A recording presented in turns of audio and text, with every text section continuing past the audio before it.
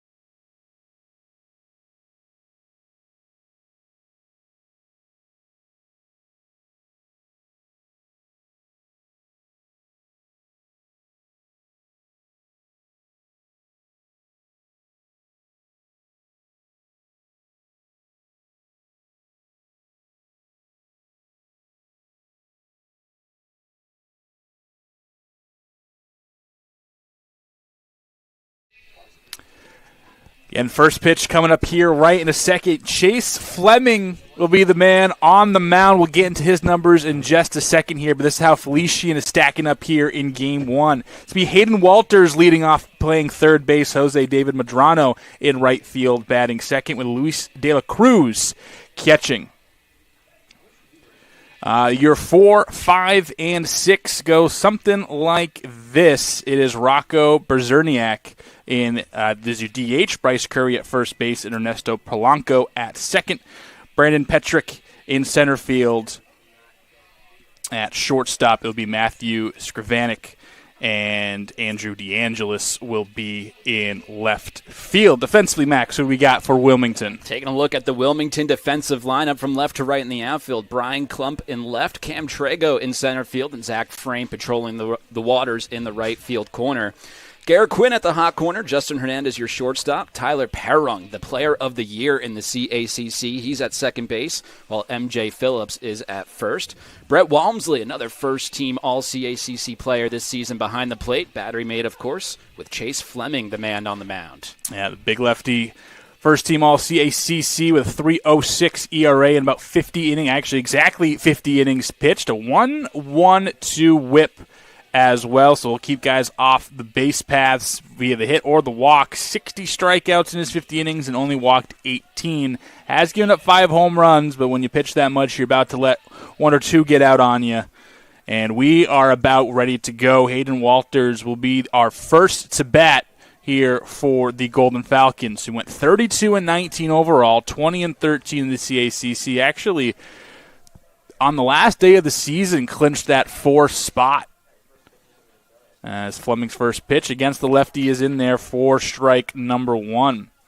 Coming in the last day of the season, or last conference day of the season, I was here at Post, and pretty much it's Post's turn to be the 4 seed. All they had to do was beat their opponent, and even then, if they lost to Bridgeport in that last day, they needed a lot. Felician needed a lot of things to go right for them to get that 4 seed, and it did. They ended up beating Dominican. Post ended up losing. They ended up hosting Post, as this one's flared to the opposite side, and that is gloved by Quinn at third base and L5 to begin our day.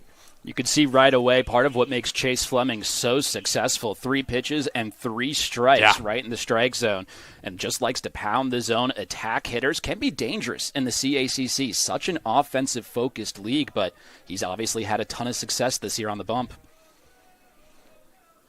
Jose David Medrano is championed in by his teammates. He batted .337, OPS slightly below 1,000, and 4 pitches, 4 strikes for Fleming. He doesn't waste any time either, with maybe a splitter or even a changeup down. And Felician, second straight batter to go down 0-2.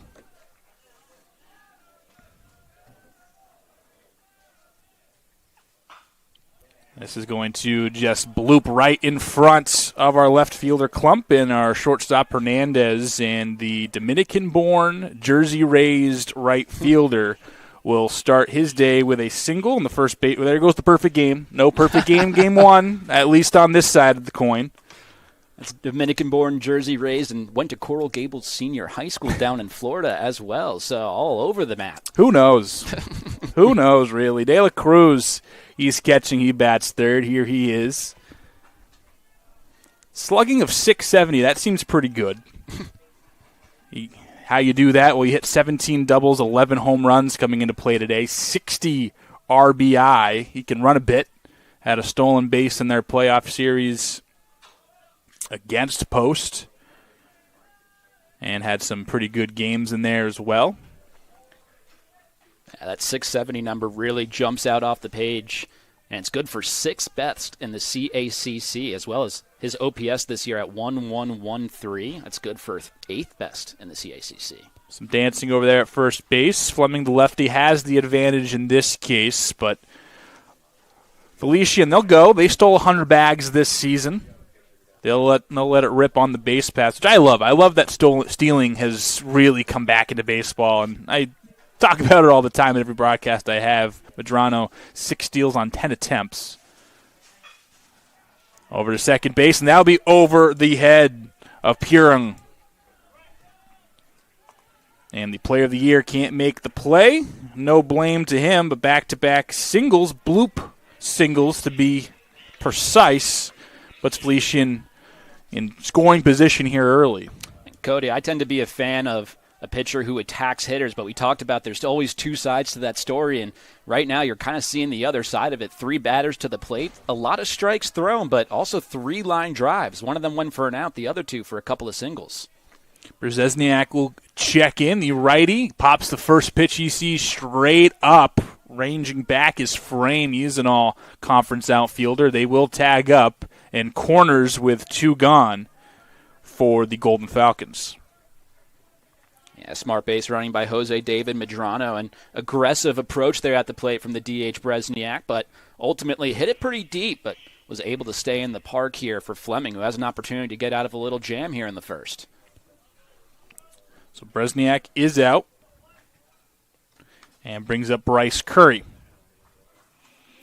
His 4th school, Frostburg Frederick Community College, Hofstra, and has landed here with Felician for his senior campaign. Takes ball 1.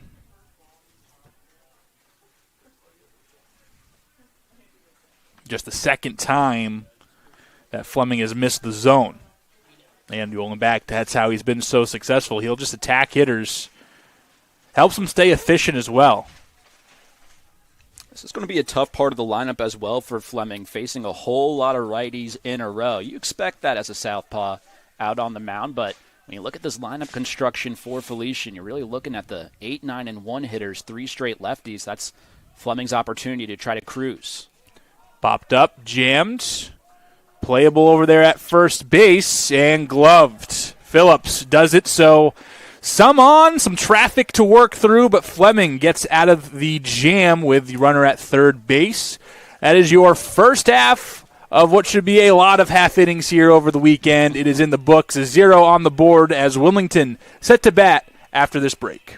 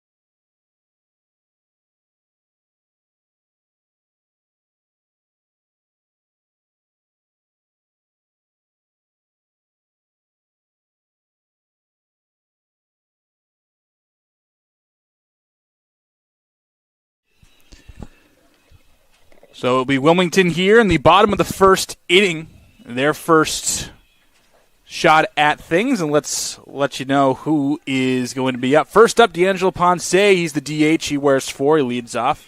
Tyler Perrung, the player of the year in the conference. He bats second place. Second, Brian Klump in left field bats third. MJ Phillips, Brett Walmsley, and Cam Trago are your middle of the order, with Frame, Hernandez, and Quinn rounding things out. Taking a look at the defensive alignment for Felician in the field, it's DeAngelis in left, Petrick in center, and Jose David Medrano patrolling the corners in right field. Hayden Walters is at third, Skrivanik is the shortstop, Polanco at second, Curry at first. It's Luis De La Cruz, another all-conference player, back behind the plate. Battery mates with the man on the mound, and Max Weber.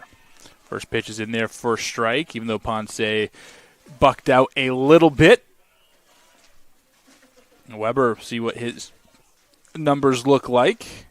6.61 ERA, but he's a real tall righty, and you see some good velocity coming in from him.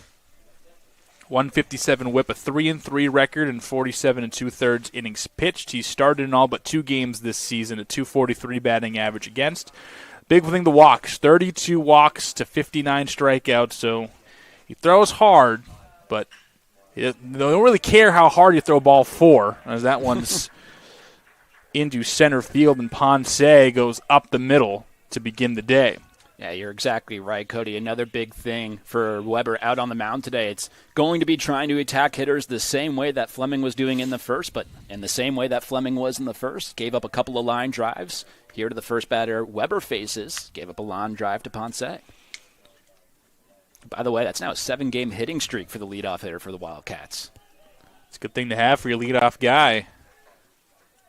Perrung is up, and this is the numbers that got him player of the year in the conference. He goes first pitch swinging, corner was in. Walters up and firing to first base, knocks it down. Great play, and a 5-3 put-out moves the runner over. And couldn't even tell you, but Perrung, and we'll talk about him a lot over this weekend, but just under 400 as a hitter, OPS sitting at 1,100, 23 walks to 25 strikeouts, 17 doubles, 4 home runs, 50 RBI, almost 40 stolen bases.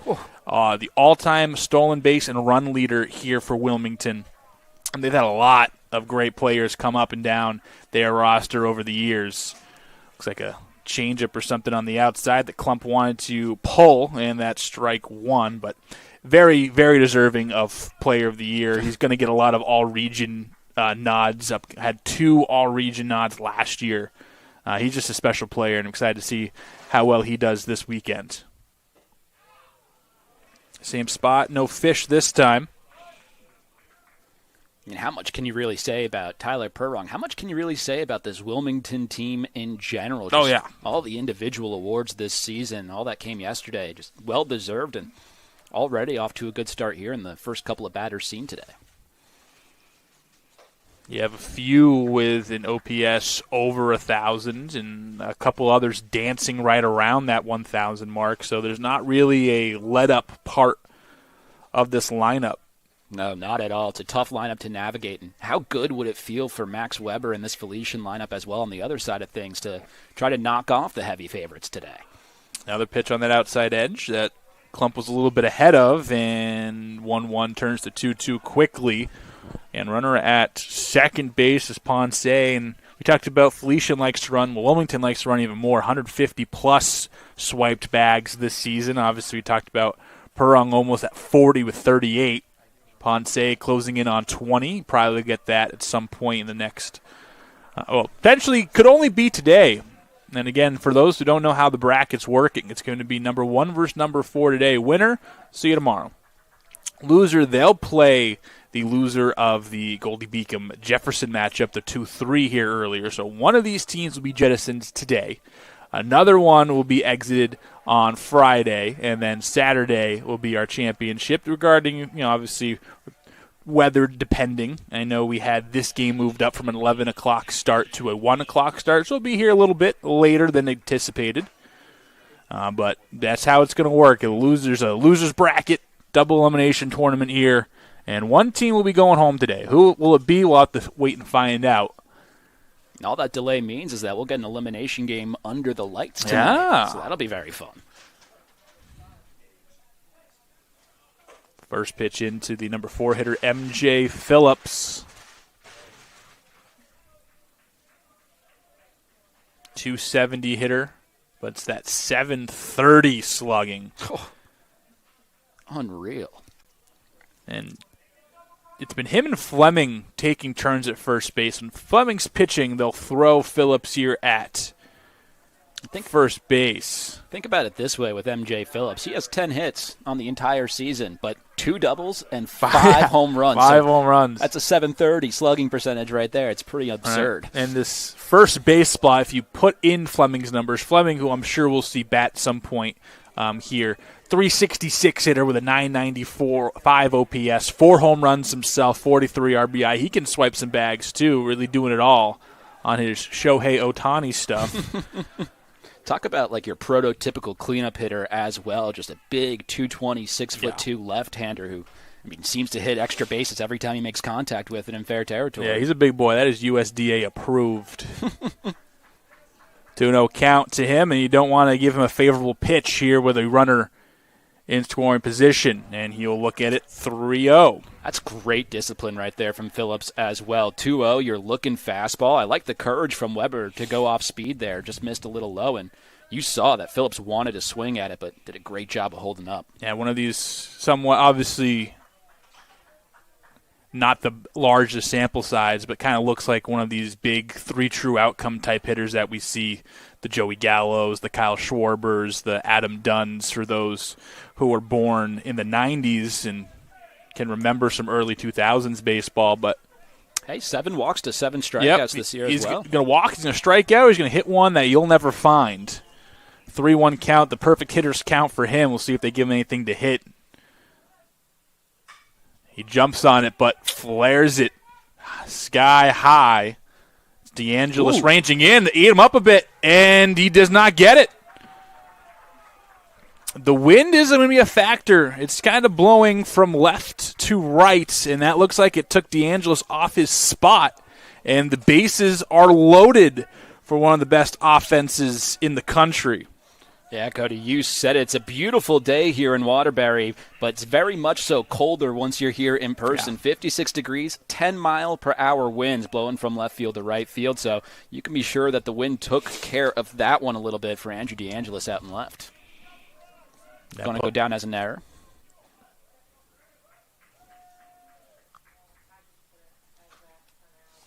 Chopper by Walmsley, the all-conference catcher. A tough break for Weber and company there. They got the pop out they needed. They seemingly neutralized a pretty potent threat, but now you have what could probably be even more potent threat here with the bases loaded. Whew. Talk about a .420 batting average. This one slicing down to right field, and that's going to drop in for a base hit. This could get at least 2 home. The throw comes into second base, and like we said, potent threat indeed. Walmsley, .420 batting average. It's going up. Dumped it about 328 feet down the right field line, and the first 2 runs score off the bat of the all-conference catcher. Yeah, just a great job from, as you said, the first-team all-conference catcher, Walmsley, just going the other way with it, right? Got a pitch on the outside corner, just drilled it to the opposite field. For Max Weber right now, this is still only a 2-0 game out on the mound. It can certainly be a lonely feeling, been a bit of a struggle here in the first, but he can certainly recover nicely, and I think right now is a good time for the pitching coach and the entire infield to just come out there and have a few words of motivation for your pitcher. Yeah, just a chat here, and it's, again, not going to get easier. Like I said, not very many spots in this lineup that you can take a breather on. And, really good coaching staff here, led by Chris Langen here, his 23rd season with Felician, closing, probably get 600 wins next year.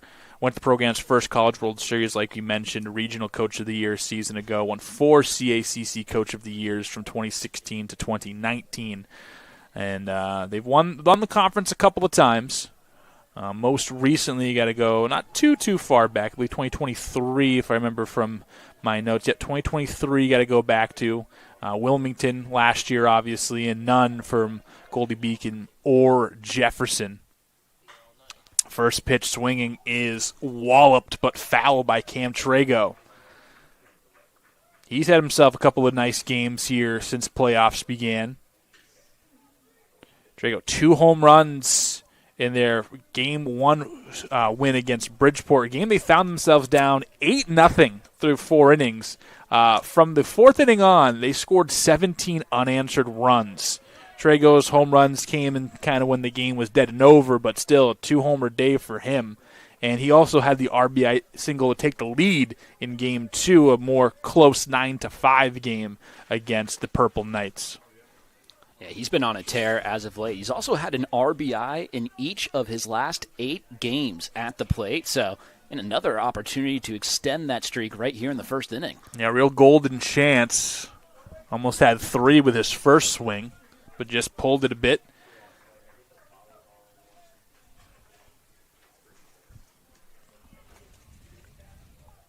Some of the numbers, as I was doing my prep throughout this week and getting ready for this tournament, I mean, the offense that we're going to see in the next 6 or 7 games is just absurd. Yeah. Casual 366 batting average for Cam Trago today. Very casual. The most casual.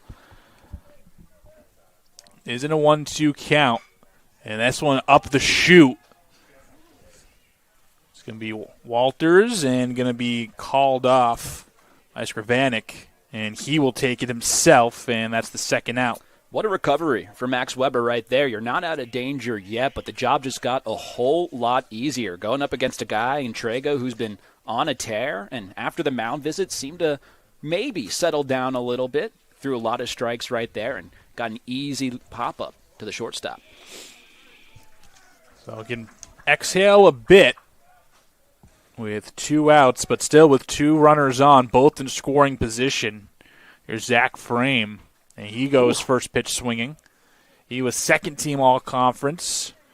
Only has 1 home run on the season, but was near the top of the league in terms of 2-baggers with 15 of them. And walks more than he strikes out, but a decent margin, 19-12. Another pitch looks like pretty much same spot. Good pitch mix right there. Started him off with a changeup, and he got Frame way out in front of it, followed it with the fastball, and now here in a 0-2 count. You can go anywhere you want. 6'8" from Hicksville, New York, and he looks about 7'8" when everyone was huddled around him a moment ago, and does it exactly like they planned it here in that at bat at least. The inning didn't go quite as well. He does give up 2, but keeps Felician in it for now. A strikeout to end the frame, both the hitter and the actual inning. We'll see you here in the second coming up shortly.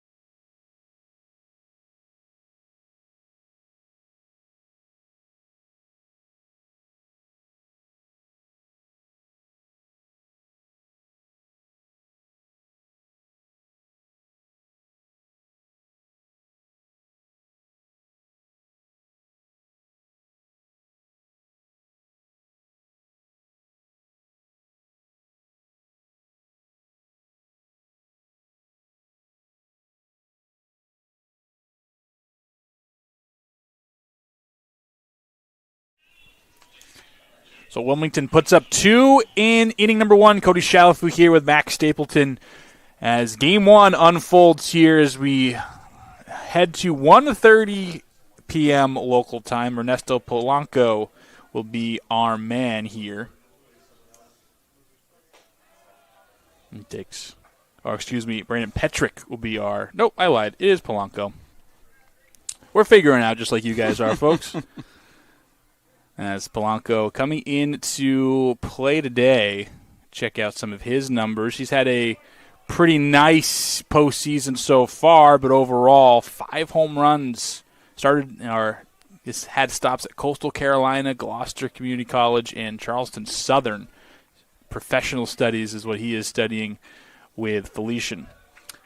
Impressed by your pronunciation of Gloucester. I don't know if I got that right even. As a Massachusetts man, any odd town, I got you. I got you. That is fouled back. I was born in the breath of Worcester. I know Worcester. I always knew. I was born around all those. Well, not born around all those towns, but I was very well aware of all those towns and how they are pronounced and how everyone else is wrong and we're right. Good job here by Polanco, formerly of Gloucester Community College, who's just staying alive right now. As we mentioned in the first, Fleming likes to attack the strike zone. He's already thrown 4 strikes here to Polanco, but with 2 of them, he's fouled them off. Hanging breaking ball that's going to be shot right to Klump, and he's there to make the play, and now brings up Brandon Petrick.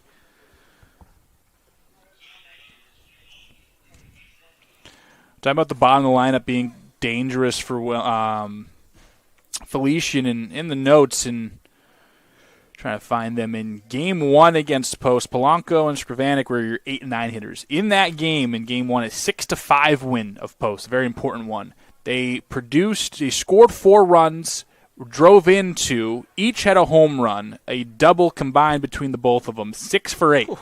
So you're 8 and 9 doing that much damage in a playoff game is quite good. Yeah, no kidding. I mean, really any game, it's quite good, but especially in a postseason setting, is very much appreciated by all involved. That's the million-dollar question whenever you're entering a postseason is who's going to step up, who's going to be the unexpected hero. And round 1, at least, as you said, it was those 8 and 9 hitters for Felician. Petrick, of course, being one of them.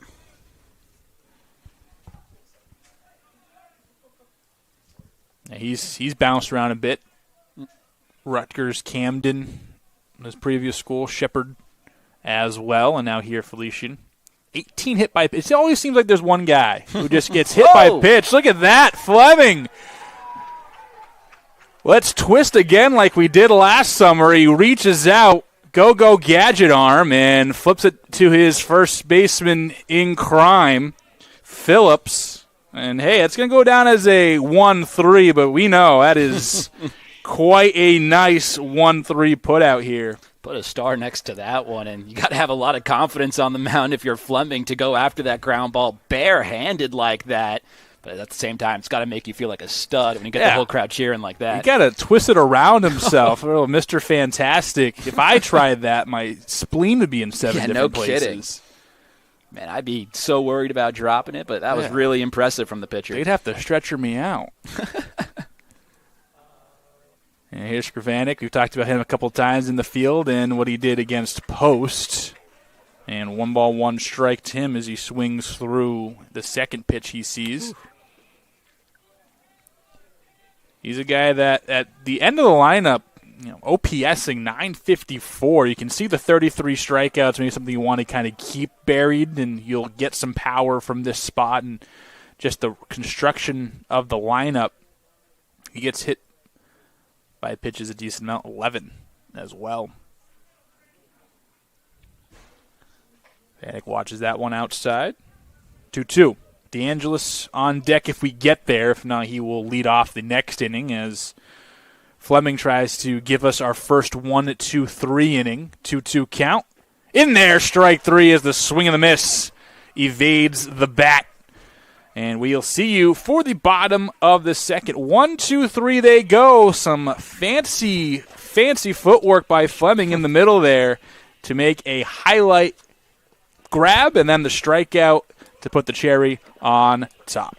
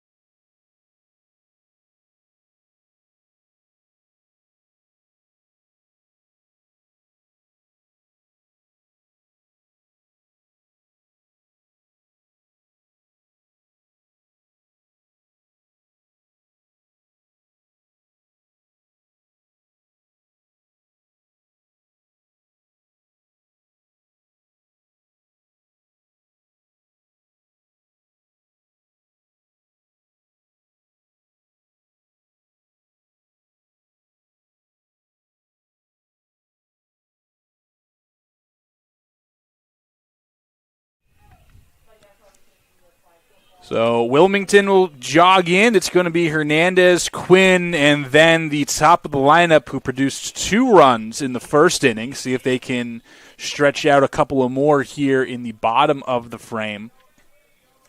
Well, it's really this is a big inning for Weber, I think. He had some jitters, had some moments here as a young cat trying to do it big here.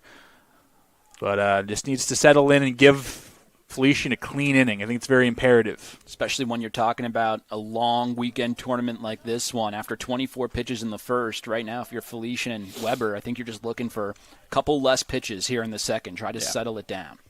Yeah, Weber, the junior, as a pitcher of the year, was the pitcher of the year in the conference one time in his career. Has been the all-region team a few times, but the 6.61 ERA, a weird year for him. You can see he has the talent. I mean, he throws fireballs out there on the mound right now. He's got some good off-speed to go with it. Obviously, that tall was 6'6" frame, 6'8" frame, I believe. That's obviously got a ton of talent and a ton of ability out on the mound, and as you said, a former pitcher of the year. This one is lined and just be foul down the left field line. I think it really started. The season didn't start great. Millersville on the 12th of February, which feels like 7 years ago at this point. Gave up 6, earned 7 total in 1 2/3, and had an okay start or a decent start against Southern New Hampshire, 4 innings of clean ball, but really has been getting tattered here and there for pretty much the rest of his season. It's been an odd season for a guy that, again, you expected to be another one of those pitcher of the year candidates.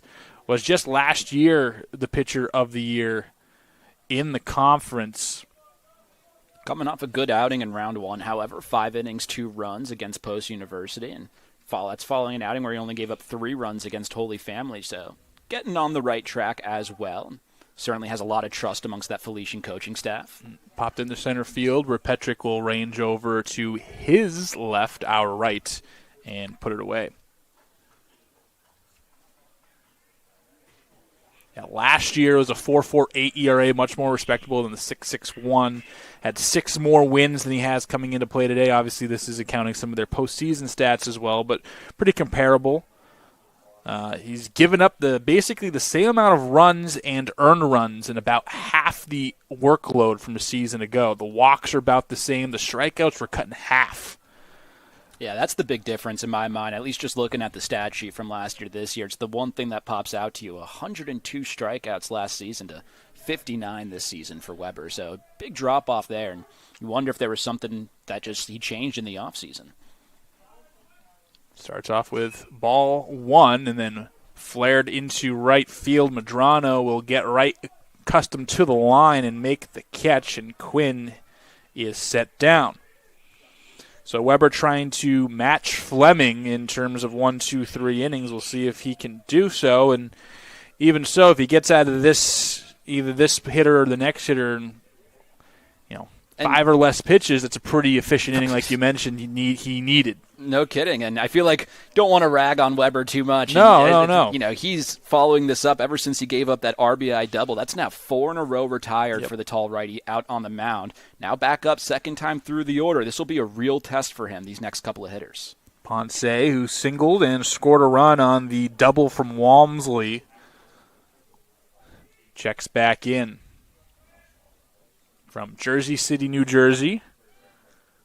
You're a New Jersey guy. Yes, sir. Jersey City's my neighboring town. Oh, there you go. I live in Hoboken currently.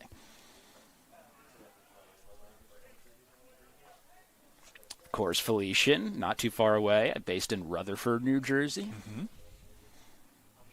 We got 2 teams based in Wilmington, Delaware in this tournament as well, so maybe a little crosstown rivalry if they meet up at some point. They're the favorites to do so, the 2 top teams in the conference, as Ponce swings and misses on a well-executed pitch by Weber. Again, has the talent, has the size at least. Pitching coach's dream. Kid, that's all. Could throw that fast, just rein everything in, and you got yourself a gem. They were able to do it last year. This year, trying to come back. Ooh, that was a great pitch right there, and a good frame job by De La Cruz behind the plate as well, but even better take from Ponce. And no ABS here quite yet, so the framework is definitely it's still important in Major League Baseball. I think a lot of people were saying, hey, that might go out, but it's still been pretty important. And much more important here as Ponce, pretty much the same result, looked a little bit different, but a single up the middle and some more speed on for the Wildcats. How good has D'Angelo Ponce been as of late? 2 innings, he's already 2 for 2 with a run scored, and now his hit streak up to 7 games. Also, a 20-game on-base streak for the leadoff guy. So it's exactly what you want, as you mentioned earlier, Cody, in your leadoff hitter, a guy who can get on base by any means, and he's doing just that. Yeah, the more prototypical get on base, hit singles, steal second base. We've seen the leadoff hitter morph over the last few years in the switch. A little slide step here from Weber, misses the zone. Kind of that old school guy right here. You'll hit for high average up over 350, now probably closing in near 370 after his 2 hits today. And he'll turn singles and walks into doubles pretty quick.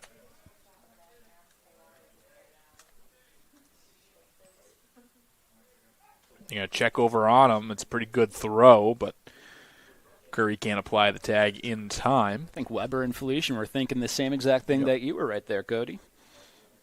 We didn't get to talk much about Tyler Perrung because it was a first-pitch ground out, but this is a big at-bat over the course of this game right now. Set player of the year. And a check swing over to short, and they're going to go the short way with it.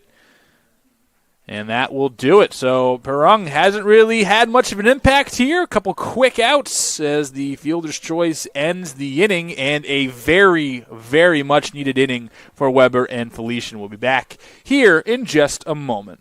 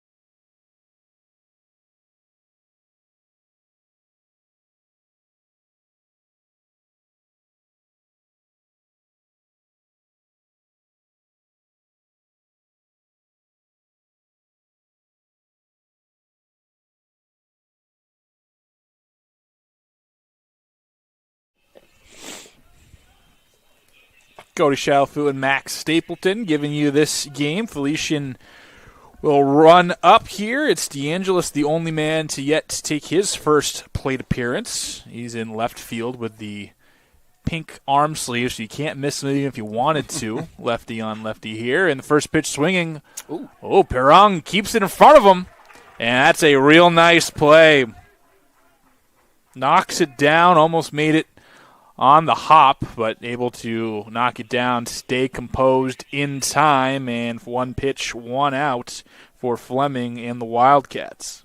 Oftentimes when you talk about postseason play, it's the little things that matter the most, and right now in the last 3 at-bats for Felician, that's 2 outstanding fielding plays, one by Fleming with the bare hand, and now that one by Perrong, helping out their starting pitcher, making some plays. That's how you ultimately win games.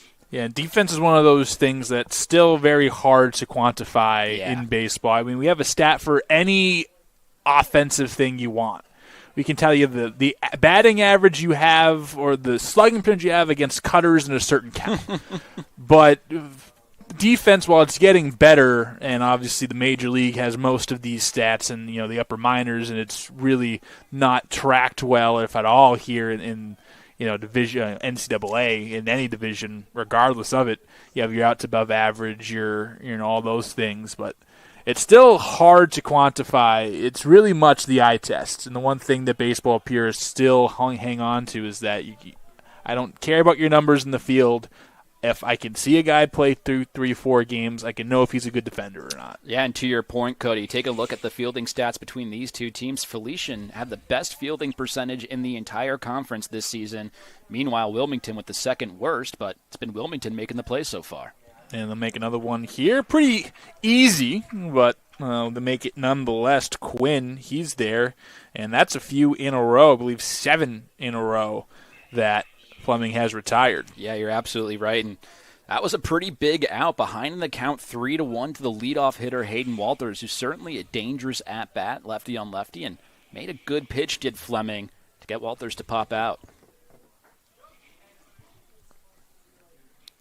And stop me if you heard this before. Strike 1 on the first pitch to Medrano. That was the first 3-ball count that Fleming has had all game. He follows it up with a quick 0-2. Not only is he throwing strikes, but he gets the ball. He's ready to go. This is very Chris Sale-esque. As a guy, I got to watch him for a bit. He was ready to go, and he is ready to go. 8 in a row set down. Fleming, a couple bloop singles in the first. Since then, not a scratch.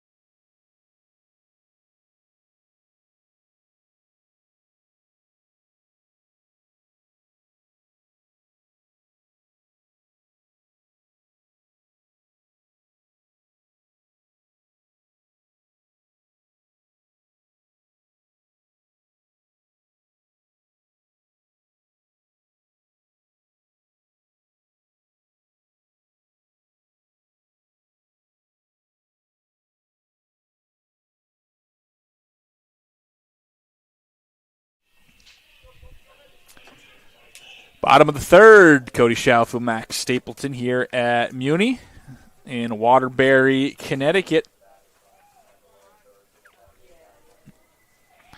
And if I have my ducks in a row, it should be Klump, Phillips, Walmsley here. All three of those men reached in the first, and we will keep that pattern moving as Klump is going to try for second base. The throw from Medrano is in there, but not in time. A little bit off centered. And it's Klump who was hustling his way to a leadoff double. Boy, great job of being aggressive by Brian Klump there, both at the plate, swinging at the first pitch, and then on the base paths as well. Wasn't sure that he was going to be safe. Really kind of risked it there, but he knew his speed. He knew how much space he had, and that's a really good-looking hustle double. The first at-bat here in this third inning. And puts him at second base to begin. And Weber had a really nice second inning. Kind of calmed himself down. Is looking for two quick ones here because, again, in this tournament, it's pedal to the metal. You don't want to leave anything to chance. So the leash can be very short, and already some action in the Felician arm barn here towards our right.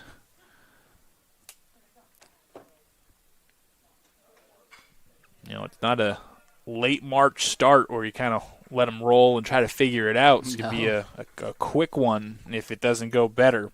As we mentioned in our pregame, the stakes couldn't be higher, literally. Not only are we talking about a CACC tournament championship on the line throughout this weekend, but also possibly an NCAA tournament appearance on the line. Yeah, nothing's guaranteed for anyone but the champion. But with how well represented this league was in the NCAAs last year, you can think, hey, you get to day 2, especially day 3, you're probably looking good, but you can't leave that to chance. You only want an automatic bid. None of those coaches are saying that in their dugouts right now. No, not at all. Phillips, you can tell a hitter is right on it if it gets fouled straight back, maybe a little bit ahead and got the end of the bat. And lucky for Felician, that's the outcome. That breaking ball's been working for Max Weber throughout the first 2+ innings of this game. He's thrown it a bit sporadically, but when he's gotten some good control over it, he's mostly gotten hitters out in front. Slight lead from Klump at second base. And they're going to try to go inside. A good block by De La Cruz to stop any advancement.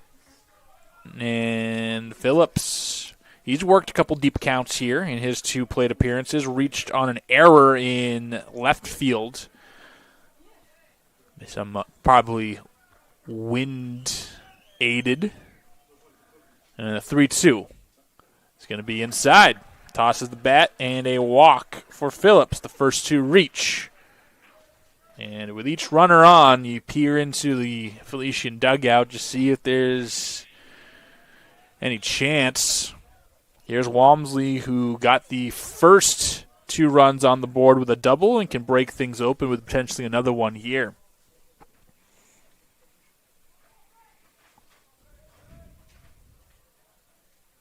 Started his career at University of Delaware. He's going to look to bunt. They missed the bunt. Phillips is off the bag. And that is out. Didn't look pretty.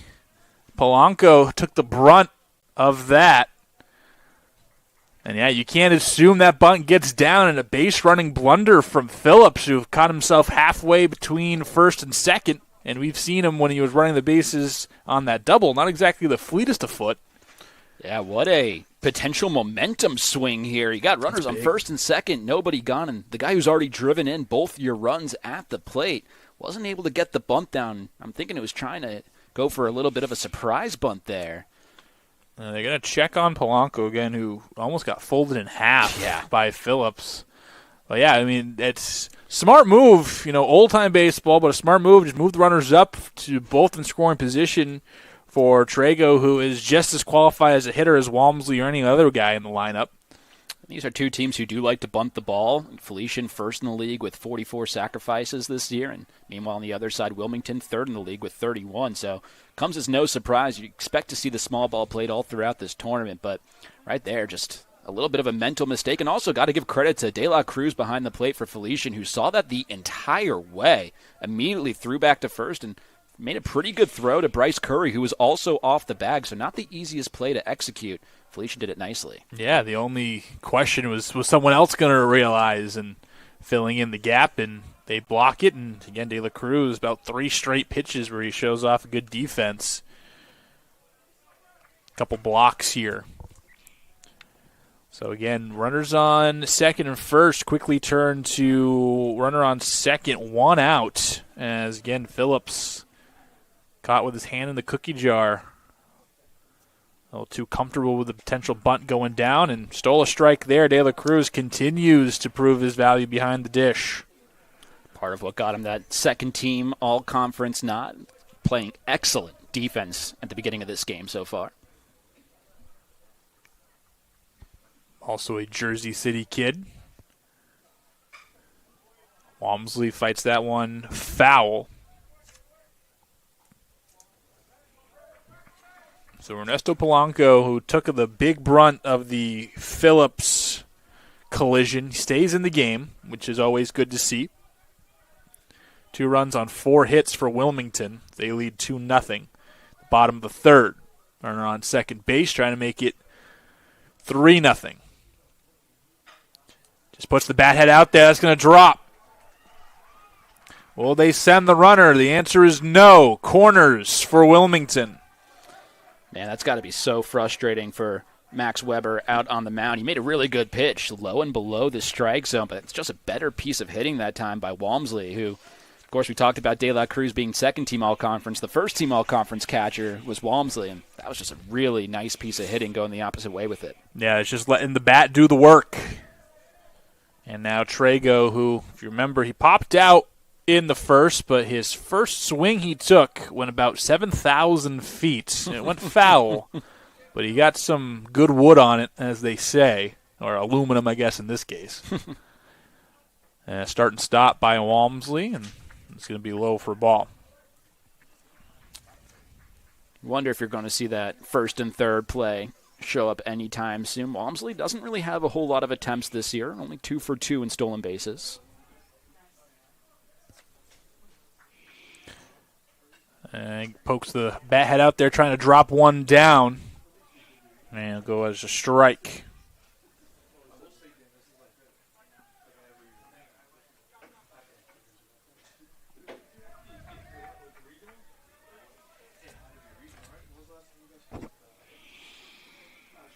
So 1-1, 1 out. Runner on first and third. Straight back. Watch out. Made me jump a little bit. A little bit.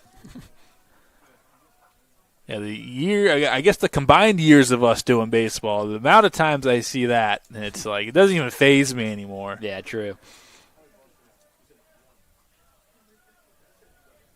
And Walmsley on first base, trying to stay out of the double play. Chopper's foul. You notice as well, on that note, most of these pitches in this at-bat from Weber to Trago, they've been low in the zone. Yep. He's clearly trying to get that ground ball to try to turn 2.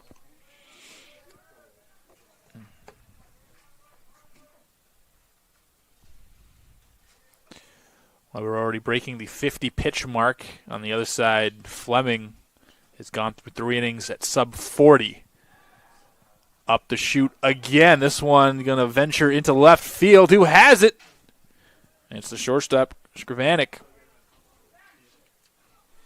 It's a really good play by Skrivanik. Not easy whatsoever, and good communication in that little Bermuda triangle between DeAngelis Walters and Skrivanik. But ultimately, it's the shortstop who looks over his shoulder and comes down with almost like a half basket catch. We'll call it a backhanded basket catch. Defense short, so important. And plays like that rarely get factored into the decision, but when you have a good glove at short, take those plays for granted sometimes. Once again, Weber with a great opportunity to get out of a jam here. And the second time Trago has gone pop out to Skrivanik. They're going to just let Walmsley have second base.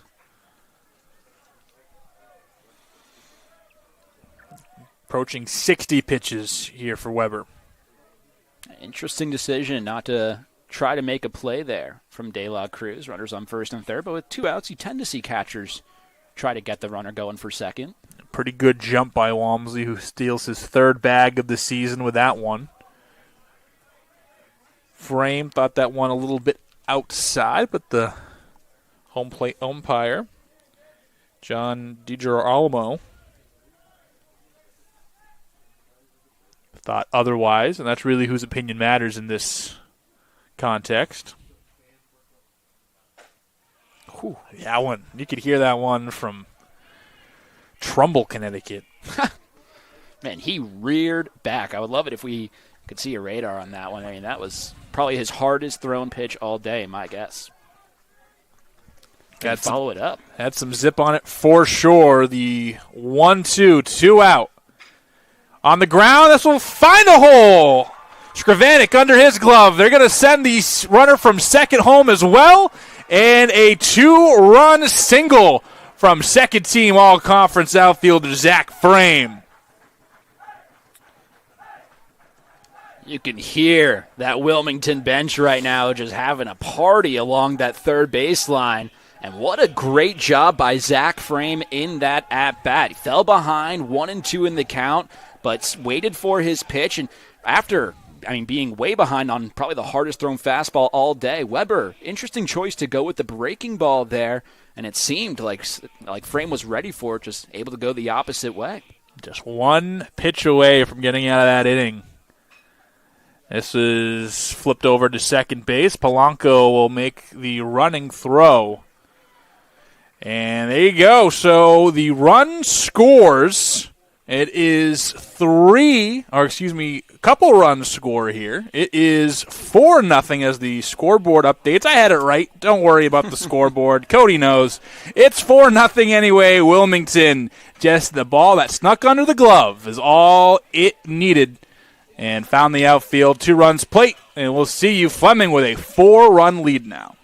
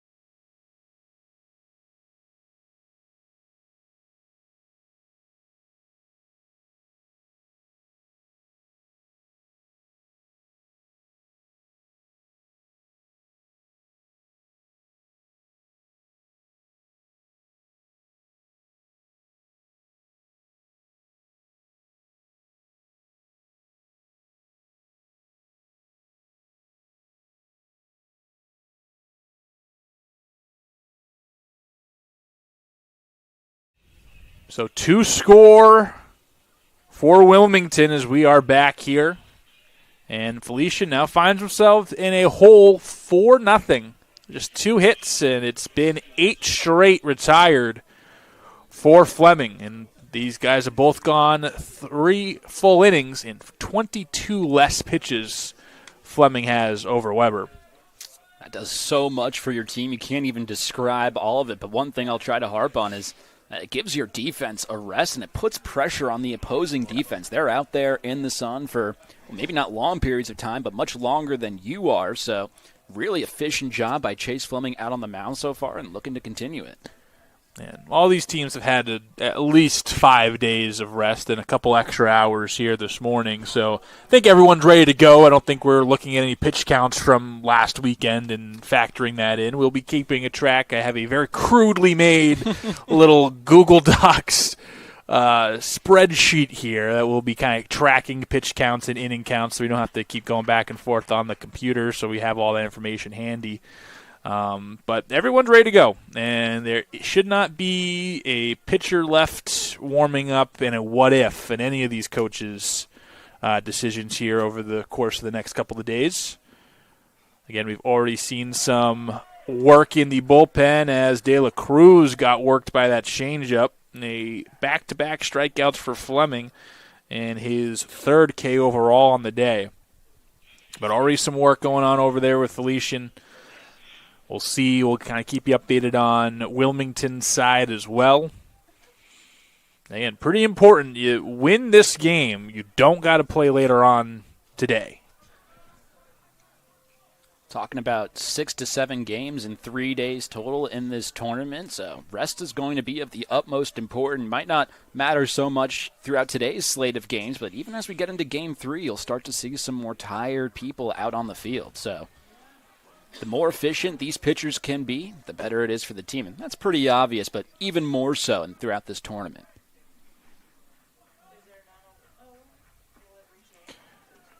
Bresniak here for his second plate appearance as he dances out of the way of, again, his knees knocked off. 3-0 count. I think that's the first time we've said that about Fleming. Started the first batter of the inning with ball one as well, so maybe trying to nibble a little bit more here as he knows he has some bullets to burn. So he's been pretty efficient through 3. Picks up a strike here, maybe on the outside, but picked up by Walmsley anyway.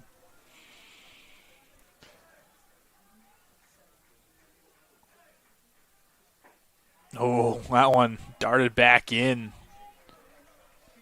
Just love the contrasting styles of pitchers we have on the mound today. You got the crafty lefty in Fleming versus the flame-throwing righty in Weber. Comes back 3-0 to punch him out in the next 3 pitches. And you see the K stuff start really piling up for Fleming. He's caught up on his strikeouts 3 in a row by way of the K. He just has hitters off balance right now. A lot of batters out in front of what are some really nasty breaking ball pitches from Chase Fleming. Just rolling right now out on the mound. Yeah, that one hung up, and this is going to stay up just in time for Trago. I thought they had double written all over it. I think everyone in green today thought so as well, but it's Wilmington donning the black and white here as the home team in Game 1. Get through it pretty efficiently. 1, 2, 3 they go for the third straight inning.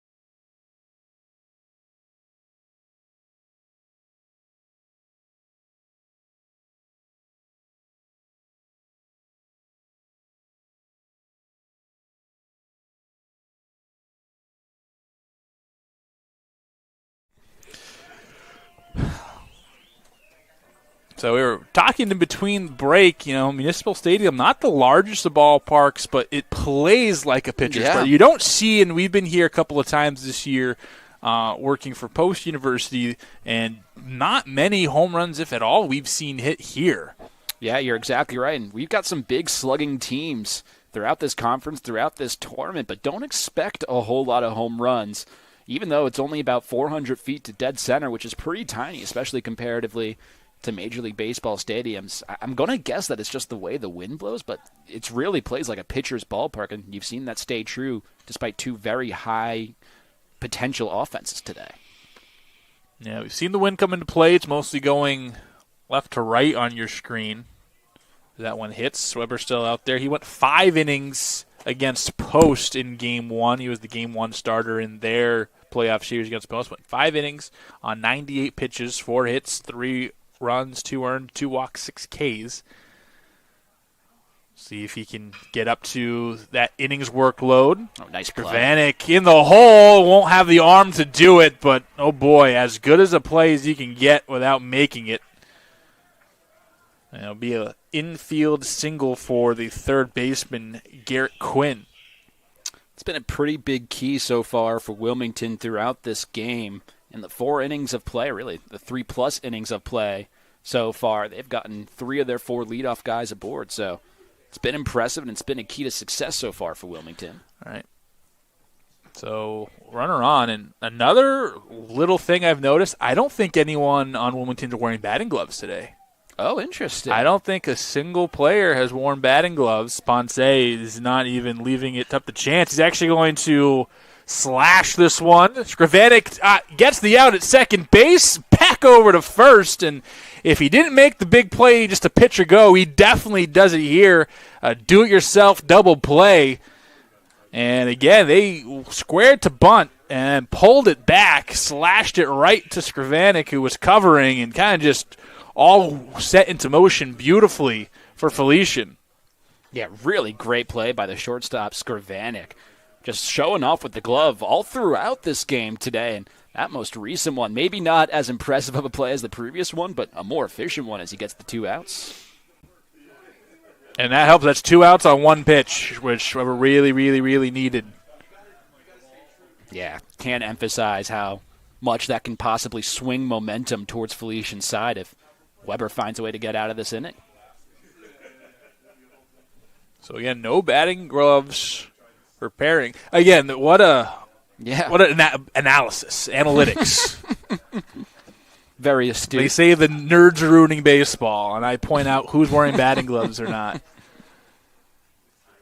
It looks like a little bit of a cross-up between De La Cruz and Weber there. It's 2-0. Perrin was named to 2 different all-region teams last year. One publication had him first team. Another one had him second team. And Skrvanek, do it yourself, big boy. It's a nice scoop by Curry to help him out. And they get out of the inning. So technically 1, 2, 3 they go. They go the scenic route to get there, but 3 up, 3 down if you're being technical about it for Weber. And exactly what the doctor ordered for the big righty.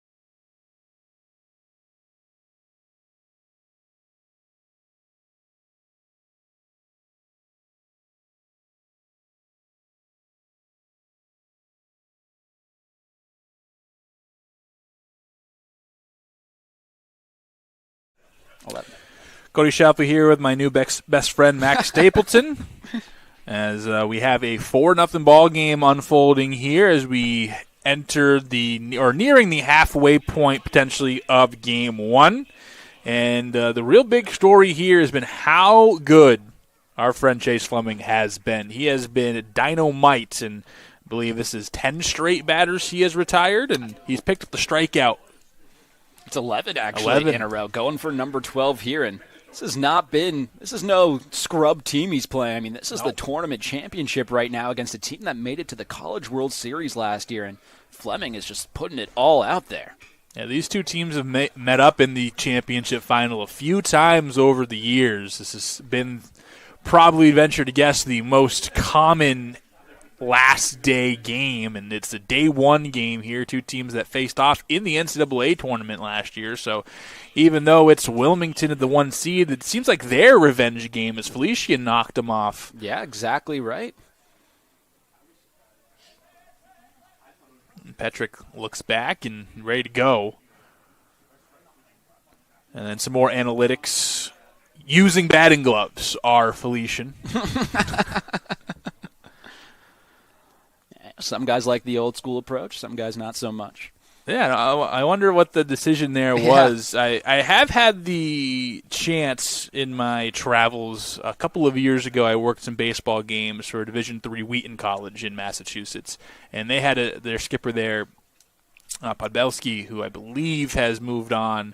I think he's assistant coaching in Brown now, but he was there for like 25, 26 years. Every single player had either long sleeves or no sleeves, and all of them wore stirrups. Interesting. And then batting gloves or whatever, but no arm sleeves, no armbands, no nothing. Really old school. It was kind of cool, and I love the expressionism of today's athletes. And we have, I believe, DeAngelis has this neon pink. Yeah. Arm sleeve for no reason. I think very cool. Another strikeout here, the 5th from Fleming. He's feeling it. But there was something kind of cool about that old school, everyone's doing it 100% type thing. I thought that was actually pretty cool, getting to do a couple of games over there. Skrvanek now comes in after deciding he was Ozzie Smith last inning. We'll see if he can pick it up with the bat. Maybe trade Ozzie Smith for Cal Ripken. If Skrvanek is Ozzie Smith out in the field right now, then trying to come up with a good analogy for Chase Fleming out, on the mound pitching. I guess Sandy Koufax. He's pitched like him at least. Looking at the line, a couple of singles in the first inning. Since then, nada. Not a darn thing. That's in there. Just pitching better than most people do in Road to the Show. I mean, even when he's fallen behind tonight, he's gotten most of the hitters out. I mean, almost every hitter out. He's found a way to get back even into most of those counts. See if he can do so again. Yeah, he's had that sinker two-seamer changeup combo, and a lot of this time it's darting back over the inside corner to righties, and it's been a very effective pitch for him. This one bled over just a little bit, but potentially could be harmless. Hernandez out there, and he'll back up, and he makes the catch. A little bit of an adventure over there, but Max, guess what? 1, 2, 3, they go.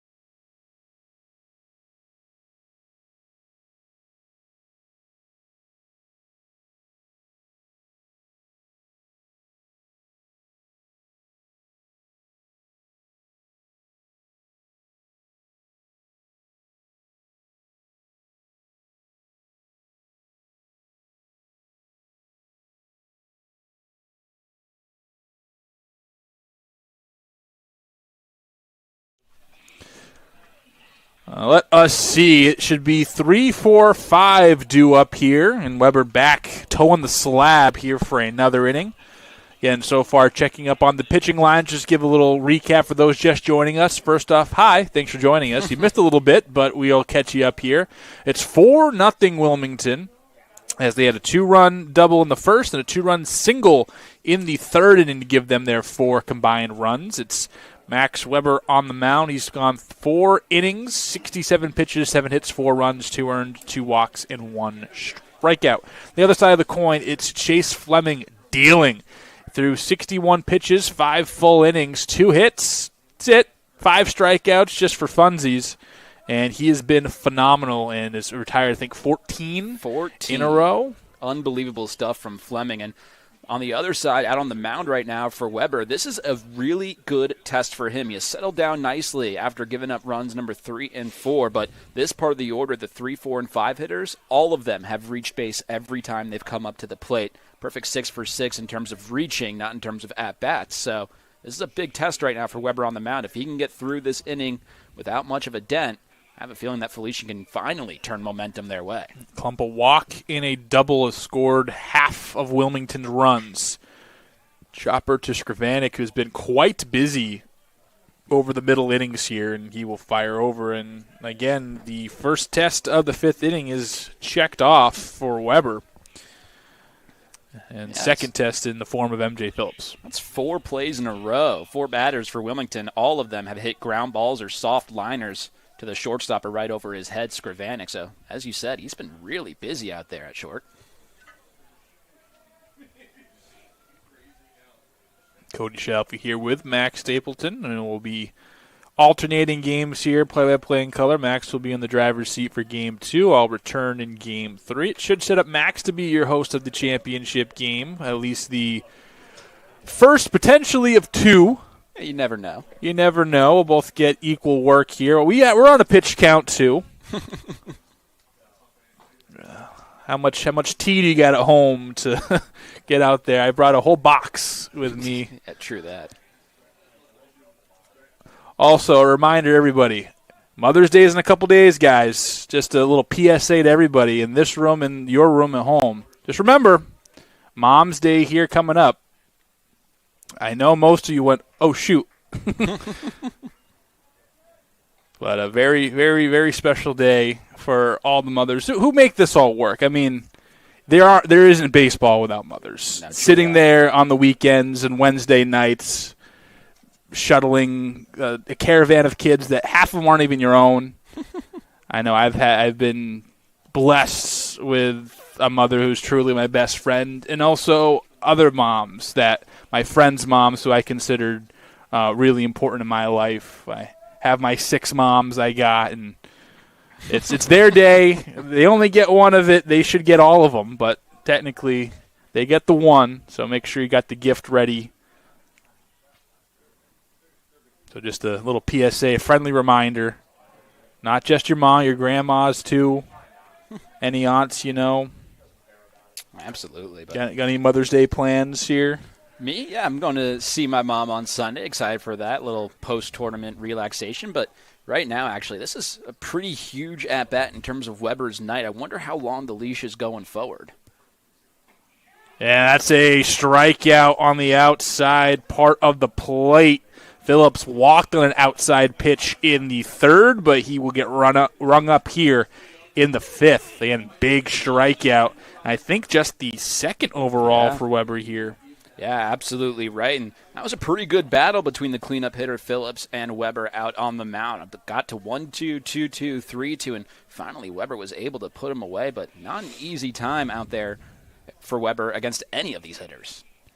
Technically a 3-up, 3-down inning. It was helped by a double play in between there to face the minimum in the 4th and trying to do it more conventionally here in the 5th. And like you said, this is a big part of the lineup that you struggled with. They were 6 for 6 in reaching overall. I think they're 4 for 5 with a walk and an error, or 2 walks in an error, so 3 for 4, excuse me.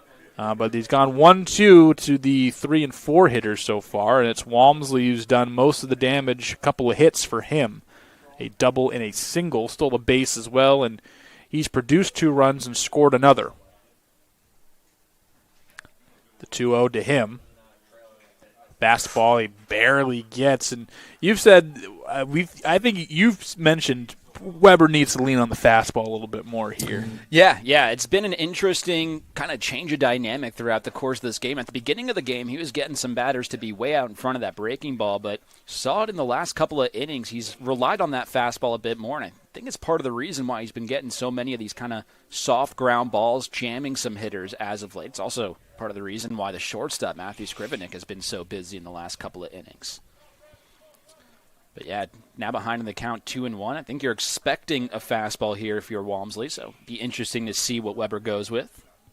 See there are a couple spots where he diverged from the big fastball, try to get out of any jams, and backfired on him. We'll see where he goes. This one outside, and even De La Cruz couldn't frame that one. 3-1 it is to Walmsley.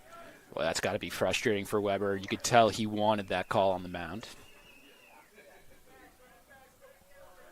Trago is on deck. And I think I hate to break it to everybody, but I think he has batting gloves on.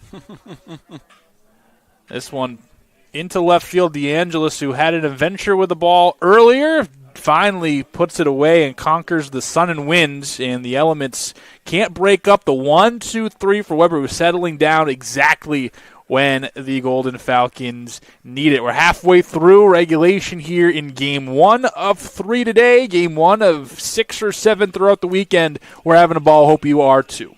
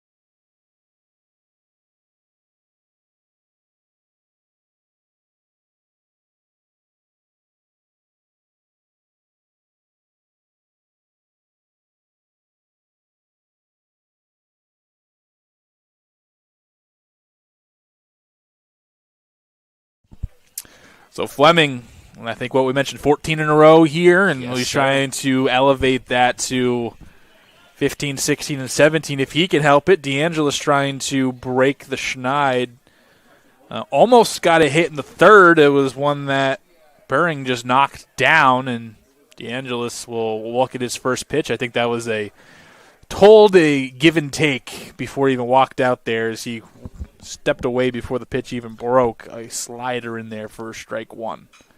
Second pitch, he's out, and it's going to pop it up to near the bullpen area Wilmington's staying at, and quickly down 0-2. 4-0 Wilmington as they lead here in the top of the sixth inning. Felician hasn't seen a runner on base in quite some time, and that streak will continue. A nasty K, and I think that's that two-piece that comes right back over the plate there. Yeah, it looked like a two-seamer. At least we think it's a two-seamer coming out of the left hand of Chase Fleming, but as you said, it has some good arm side run to it. It looks like it's going to go outside to lefties and just darts right back over that outside corner. Nasty stuff. And a good weapon we've talked about using against righties as well. Looks like it's coming to your hip and then just ends up right on the black. It's pretty creative to use it in both scenarios and shows off just the control that Chase Fleming has with that pitch. Take a little bit off that, and you can tell by how well out in front Walters was. The leadoff man has lined out and popped out to Quinn, his third base counterpart. So he's been going the other way with it, and this time out in front. Maybe he's in his head trying to get some power behind the swing and looking to pull. Maybe soft stuff is the way to go here as he's been behind. Maybe in his head gearing up for the fastball.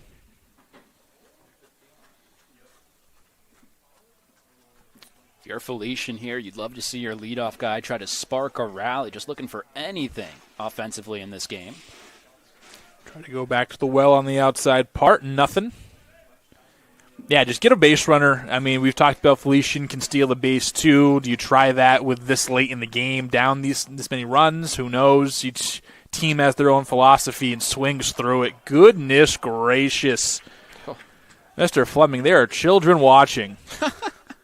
As he has been nasty. His 7th K, this one with the change. 7th K, that's now 16 in a row retired. That's also 3 strikeouts in the last 4 batters faced. I mean, there's not a whole lot else you can say other than this is just greatness right now from Chase Fleming. 5 strikeouts have come in the last 2 2/3, so dating back to the 4th inning is when that strikeout stuff really kicked in. Punched out the last batter in the 2nd, the last batter in the 3rd, and has been kind of on a roll with him since then, striking out half the batters he's seen pretty much since then. Wow. And that's going to be the first base runner since that first inning, and the last base runner to reach was Medrano in that first, or he was the first man to reach, and he will be the first man to reach in quite some time with a 2-out single. Let's see. Hasn't happened too often today, but just a bit of a mistake from Fleming that time. Left a breaking ball over the heart of the plate. Saw it in the last inning as well, but it was a really good job by Trago to just track down a deep fly ball. So right now for Fleming, still in a really good spot with a runner on 1st and 2 gone, but if you're Felician, that's the first bit of offense you've gotten. You have to take advantage, it feels like, right here, right now. You said that this park keeps balls in the ballpark, but there's one guy that could exit quick, fast, in a hurry. It's the 11 home runs that Luis de la Cruz has produced. Just need a single here, though. But this could be one swing. The lead's cut in half, and we're looking at this ball game from a much different lens. It's the right man, right spot for Felician. Top 10 in both slugging and OPS, not to mention tied for the league lead with doubles this year with 17 of them on top of those 11 home runs that you already mentioned, Cody. Yeah, Medrano staying pretty glued to first base. And with down this much, with this little time to get it, I don't think they're going to be wasting outs on the base paths. It could. Again, each team's philosophy a bit different on stealing bags.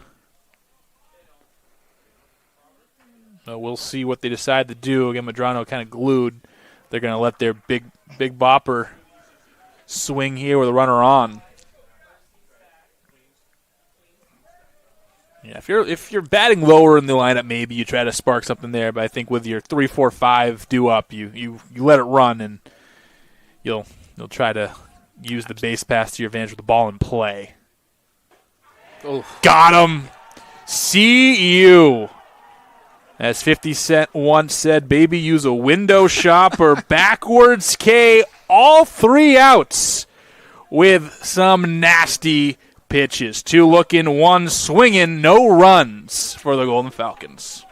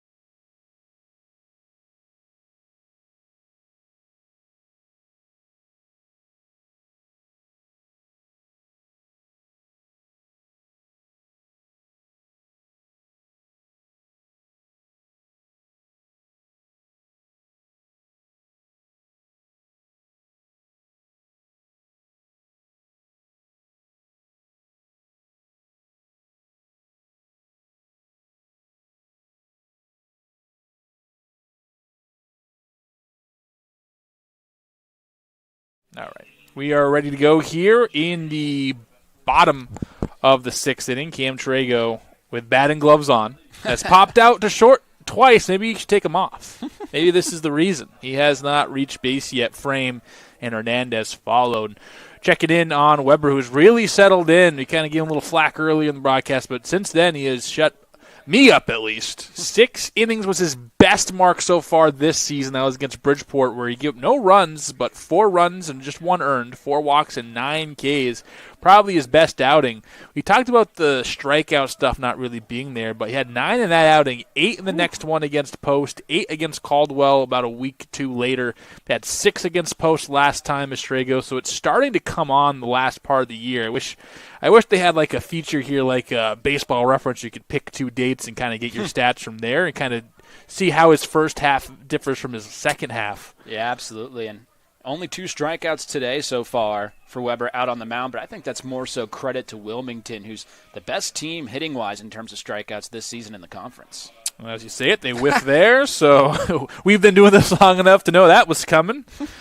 3rd strikeout of the day for Weber, and starting to pick up a little bit here is Trago having a tough day. It's the batting gloves, I'm telling you. Frame, who was the last man to drive in some runs, as he did so in the 3rd inning with a single down the line. That plated 2. He was the first strikeout and the last out of the 1st inning with a couple ducks on the pond that he was not able to drive in, but made up for it in the 3rd. Man, and this is a guy right here in Zach Frame who has just killed the Falcons throughout this season. This is now his 4th game against Felician this year. Overall, he's 6 for 12 against them with now 3 RBIs and 4 runs scored. Thought about it. Thought better of it, and strike 1 anyway. Yeah, Frame hitting .359 from Wilmington, Delaware, so didn't have to go very far. As we mentioned, have had 2 teams to pick from. As he's going to look to square one up and drop it down.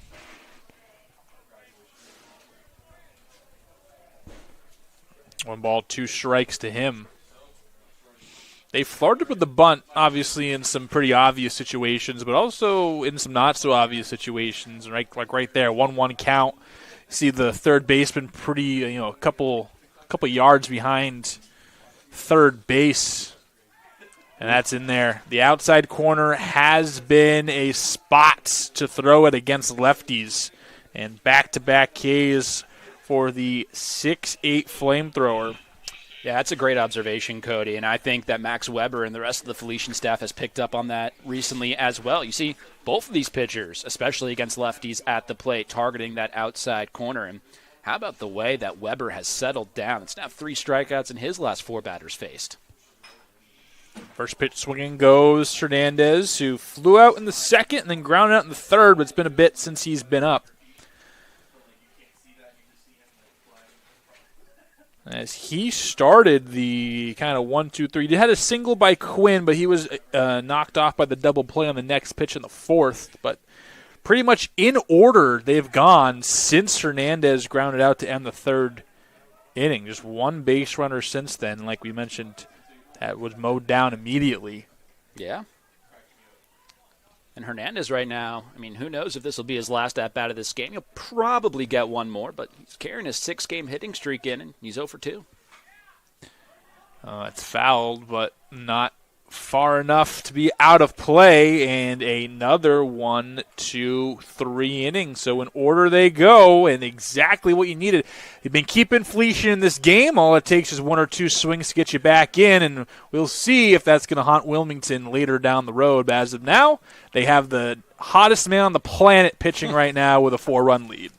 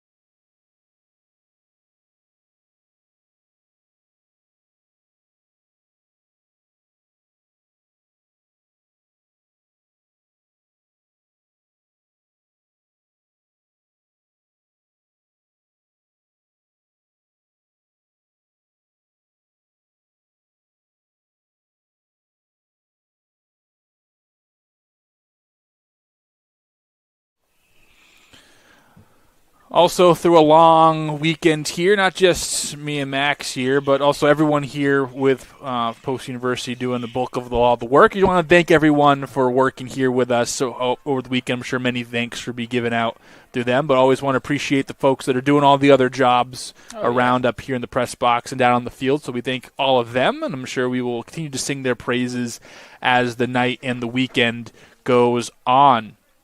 Hour and a half into this one, it's still Wilmington up 4-0. Cody Shalafu, Max Stapleton from Municipal Stadium. And it is big ol' Rocco Brezniak, who has struck out and flown out. And he's a threat that's been neutralized. He's gone yard a couple of times, 16 strikeouts, 17 walks. Started his college career at North Greenville before transferring down here.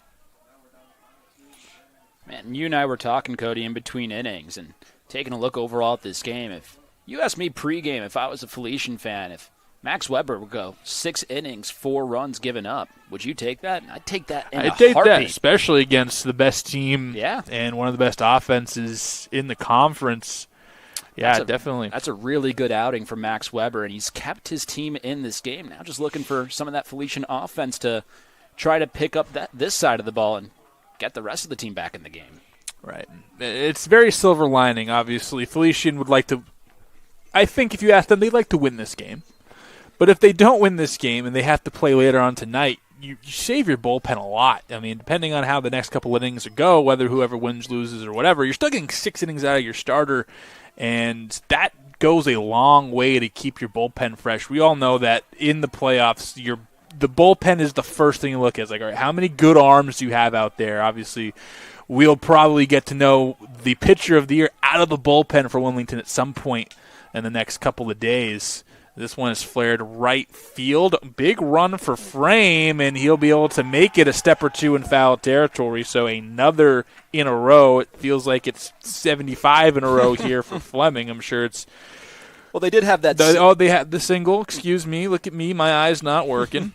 No, but that was a really nice play over there in right field by Zach Frame. You could hear some of the reactions from the fans as well. And one of the better at-bats we've seen today going up against Chase Fleming. It was 6 pitches that time from Brezniak. Put a good piece of wood on it, but ultimately just couldn't come away with the base hit.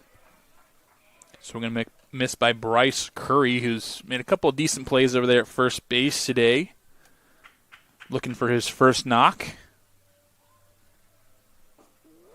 It did have the single in the 6th that broke up the long streak, but still just a 1 base runner since the first inning.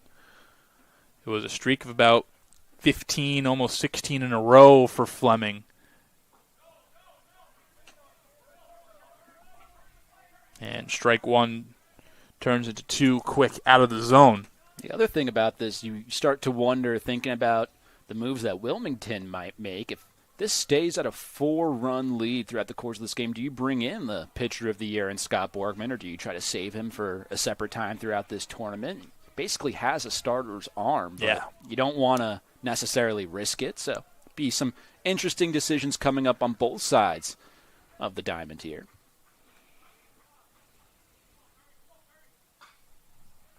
Blasted to left field, but way too high and definitely not long enough. Also factor in that is well west. As I say that, of course, it does look like Scott Borgman is getting loose out in that bullpen and left field for Wilmington. Not really throwing yet, but stretching and kind of tossing the ball around. He's up. Yeah, if you need a juggling competition, he is working towards it. And that's a pretty advanced take there by Curry. Thought about it, but left it alone. And maybe a change does come here. Well, either way, they're going to have Coach go out there and give a chat. And that is the first walk given up today by Chase Fleming. And I think right now the pitching coach is going out there and having a talk with Fleming. But Fleming, you could see, he was just nodding his head saying, nope, I'm good. So pitching coach is Tyler Hansen in his 4th season. Brian August in his 22nd season. He was closing in on 650 wins. Ooh. And could get that in the next couple of weeks if things go right for the Wildcats. He just won the Coach of the Year for the 4th time, won in 2010, 2015, 2022, and then this year here in 2026. 10 times he's been a CACC champion. and won the outright regular season title for the first time since 2015. Do remember that the CACC was a divisions format from 2018 to 2025. And they won a couple of 2 titles within the division format for the first time in a bit since it's the full regular season champ. That will touch down some grass, and that could score a run. They will bring Curry around. The throw won't make it as it's bobbled in the short outfield by the infield. Looks like Pariga are pairing out there, and that is going to be the first run of the ball game for the Golden Falcons. How about Ernesto Polanco out on second base? First pitch swinging, knew what he wanted to see from the left-hander on the mound in Fleming, and he did not miss it. Just a line drive into right center field, and really, we've just been waiting for Felician to try to snatch that momentum as their pitcher Weber has kept them in the game. All of a sudden, a bloop, and a blast, and now Felician might have something on their hands here. Fleming looking human. As Petrick it looks like some commotion in the dugout will end Petrick's day. Coming in, as I check our roster here, should be Braden Walsh, an infielder who's studying cybersecurity. 866 OPS, a 300 average, a sophomore from Howell, New Jersey. 16 walks, 13 strikeouts, a guy that can put the ball in play. And we'll see what happens here. Again, listed as an infielder. He's taken Petrick out of center field, so we'll keep an eye out to see who goes out to center field. But the first substitution, the first chest piece moved, this Felician trying to capitalize with a runner on second base. Yeah, playing the matchup game. Petrick the lefty, so going up against the southpaw, bringing a righty in here, and Braden Walsh.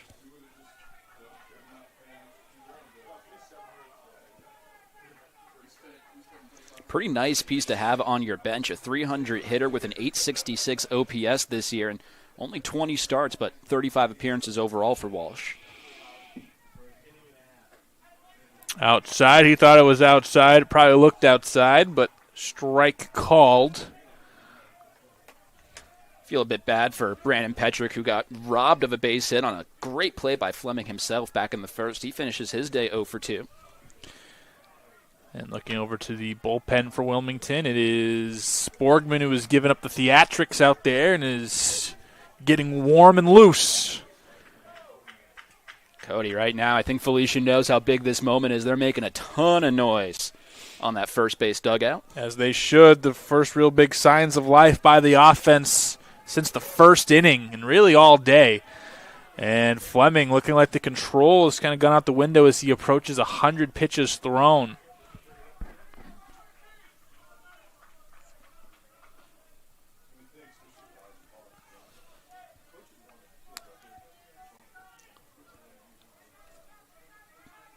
The 3-1 catches the edge.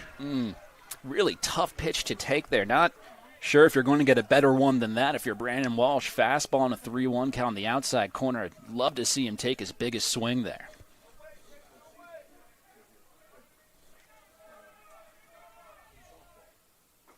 Got in there. And Walsh comes off the bench and walks right back towards it with a strikeout in hand. A huge strikeout, the 9th for Fleming. And now just 1 out away. Skrivanik is in.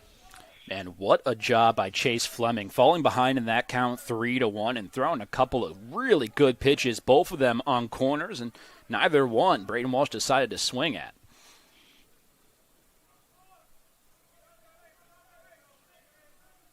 Fleming had the last time he pitched was the 28th, where he threw an inning against Goldie Beacom in an 8-7 loss. The last time he pitched substantially was against Goldie Beacom on the 22nd. Ooh. This one tattooed left field. This one is off the wall. Another run will score. It's 4-2.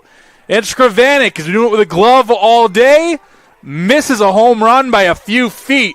And it's 4-2. And Felician right back in it, and that could be the last pitch that Fleming throws. What a job there once again by these Falcons of just being aggressive at the plate. Earlier in this inning, it was Polanco swinging at the first pitch. He got a double out of it. This time, Skrivanik gets a double on a first pitch in his at-bat as well. So Felician sensing there's some blood in the water and trying to go in to tie this game potentially. So they'll let Fleming ride. DeAngelo's first pitch swinging. This will dump in front of the center fielder, Trago. The throw comes in, cut off, and corners as the top of the lineup comes back up.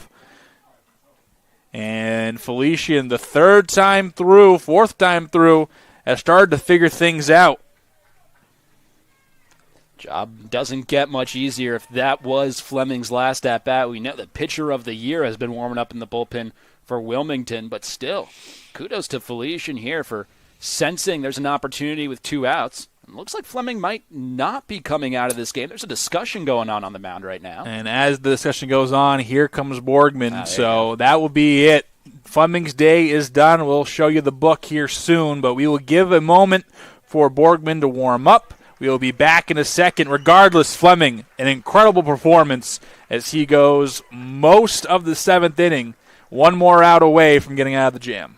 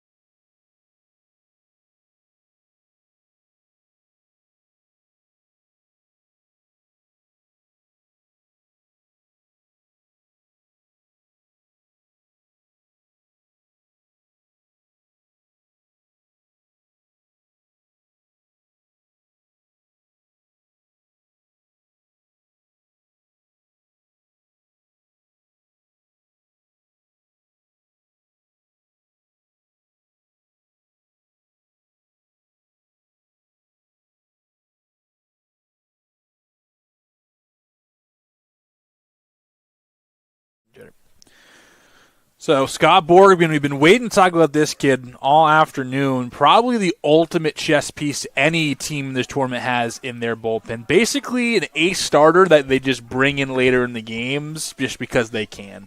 This is the kid who won the pitcher of the year, student athlete that won pitcher of the year, and he's a grown man out there. First team All-CAC as well. 1.43 ERA, opponent batting average sub 200. A 1.56 whip, 4-2 record. Nope, I lied.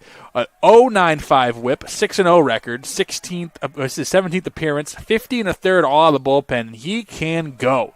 Last time that he pitched, which was against Bridgeport in that first game, came out when it was about 6-0, gave up a couple of runs, and it's 8-0 Bridgeport. You say, oh no, we're doomed. He settled in, went 6 full innings, 6 strikeouts. It was just 8 strikeouts, just a madman on the mound. He averages about 3 innings per appearance and has gone 6, 4 2/3, 6 2/3, 3 in his last 4 outings. So this is a guy that can give you really a true 70s closer where they give you 3 innings. And, man, the whole Wildcat team thought that was strike 3. I saw 9 guys moving towards their dugout in unison there. But, of course, home plate umpire and John DiGirolamo.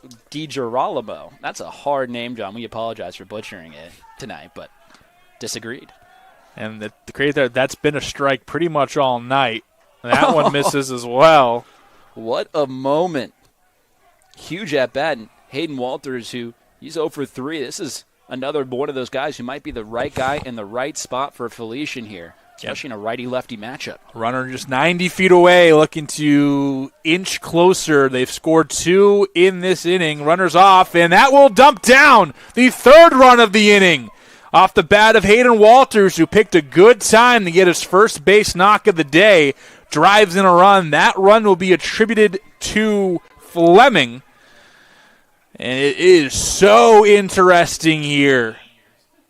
How about that piece of hitting by Hayden Walters? Obviously had the righty on lefty matchup going for him, but once again, fell behind in the count, 1-2, found a way to work it back even, then found a pitch on the outside corner, just went the other way with it. Impressive stuff from the leadoff man. And probably the most successful Felician bat to date is the 2-for-3 Jose David Medrano, who picks up what was ball 2 just a batter ago. He picks up strike 1. Oh, this pitch came in at about 8,000 miles per hour. Medrano can't catch up at the top of the zone. Not often you see him that late on a pitch. I mean, that was really high heat. We'll see what they go again. My bet is another high fastball. This one in on the hands. Great pitch location on that fastball. Right on the inside corner was definitely a strike, and arguably an even better job by Medrano at the plate, just fighting it off. And he'll call time and have a chat just to reset, maybe just stall out Borgman for a second. So in this inning, a fly out, a walk, a double, a strikeout, a double, a single, a single. 3 runs have scored in this inning as the first real road bump in the drive for Wilmington today. Felician only had 3 hits the entire game before this inning. Now they have 3 hits and 3 runs in this inning. Just shows you can't predict baseball. That's baseball, Susan. Oh, my goodness. The slider snaps one off, and Medrano is speechless.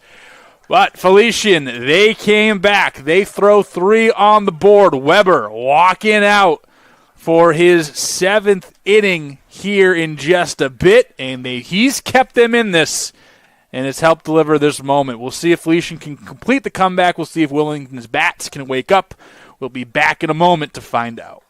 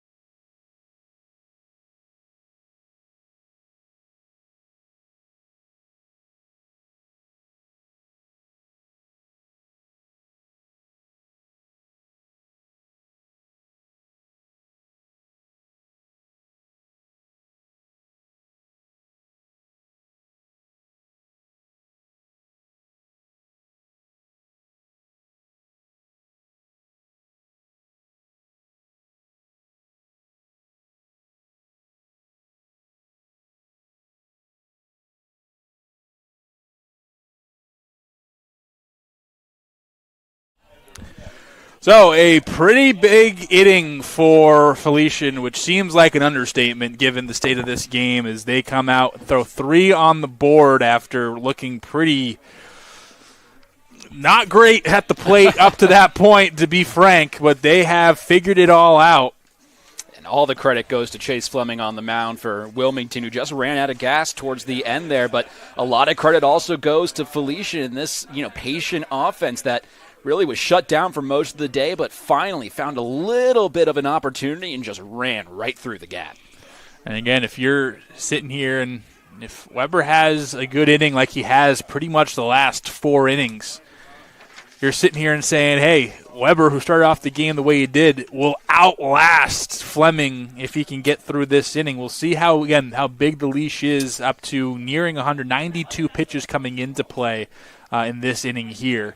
So we'll see. It's going to be roped out there to right field. Quinn will be put down, and that's a few in a row here. I believe 9 in a row now for Weber. Yeah, and it must have been a really tough decision, in my opinion at least, for Chris Langen, the head coach of these Felician Golden Falcons. But I think it was the good and the right decision because, as you mentioned, 9 in a row for Weber. He's one of the veteran arms that you trust on this team the most, and he has settled down. I don't even think nicely does it justice, more than nicely. He's really kept his team in this game, as you've said a couple of times, Cody.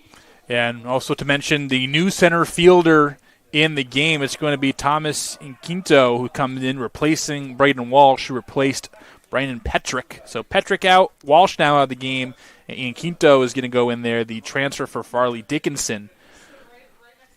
They've used him as a pinch fielder a lot in center field. Clearly trust his defensive prowess. Pumped in there, nice slider for a strike. Can also give you the final line for the starter Chase Fleming today for Wilmington. What an outing it was. 6 2/3 innings of work, 6 hits, 3 earned runs, a walk to 9 strikeouts. Did it all on 98 pitches, and at one point retired 16 batters in a row. He was excellent for sure, and even with the blemish towards the end, we kind of remember the majority of the game and how dominant he was.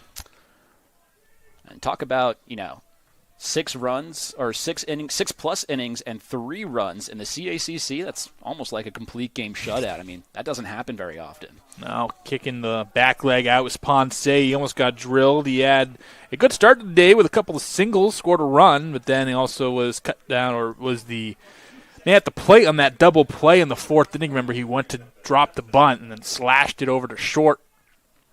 And Skrivanik, who was running over to cover as the batter was darting towards second base, able to pick it up and fire, and back to him again. This one a lot easier than the last time those two hooked up. And another put out, and now matching the workload total on 99 pitch. How poetic is this? 99 pitches, pretty much a not quite identical, but pretty similar stat line to Fleming.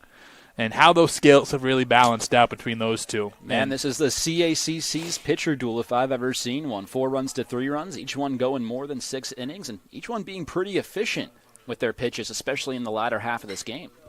And that will break up the... That's twice now I've done that.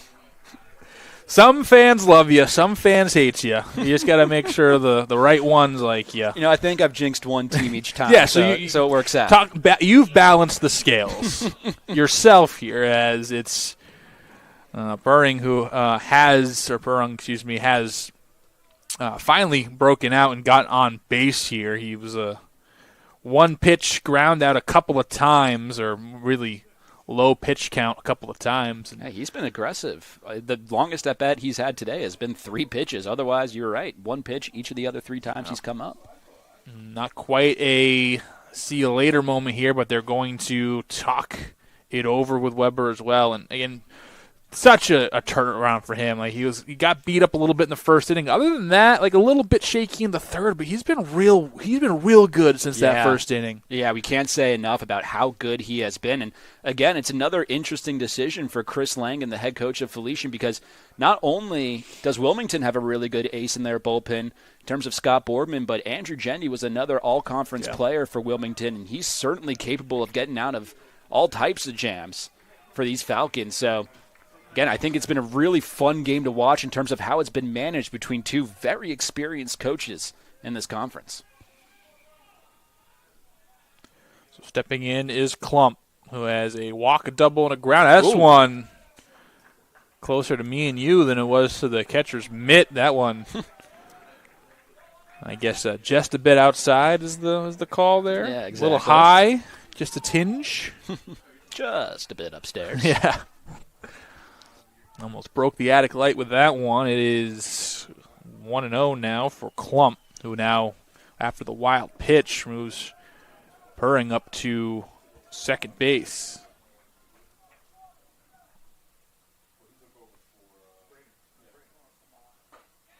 Comes back with a strike. That part of the plate has been a little inconsistent over the last couple of innings. It's been kind of a pitcher's sweet spot through the first few frames. That top of this inning, that territory kind of changed hands a couple of times, but they go back to it and pick up the strike. No, you're very much so, I think, right about that, Cody. Talk about early in this game, the first 3 or 4 innings, felt like that outside corner, especially the lefties, was a strike the entire game. Right. More recently, it's kind of changed up, but overall, I think behind the plate, John Degel, you know what? I'm not going to stop trying. DeGirolamo has done a pretty good job. Yeah, DeGirolamo, Paul McColgan is going to be our first base umpire today, and William Peck over at third base. This one is going to get past the center fielder in Quinto, and that's going to score a run, a big run, as Klump adds another double to his day and picks up an RBI in the process and stretches the game back out to 2 runs. And once again, it's the 2-out damage from Wilmington that's really just having them have a lot of success so far today. Talk about on the mound, you can see the frustration for Max Weber. You almost feel bad for him out there because he settled down so nicely and got through the first 2 batters of this inning in somewhat of a breeze. Just unfortunate to see him give up the run here, and looks like he's going to come out of the game. Yep. Just like his pitching counterpart, pretty all right through the first couple batters of the 7th inning, but couldn't quite shut the door. We will let you know who's coming in just a moment. Looks like Aiden Denton will be the man, number 58, coming in the Kelly Greens. We'll see you in a moment, folks, as now it's Felician's turn to try to stop the bleeding before the 7th inning gets too out of hand.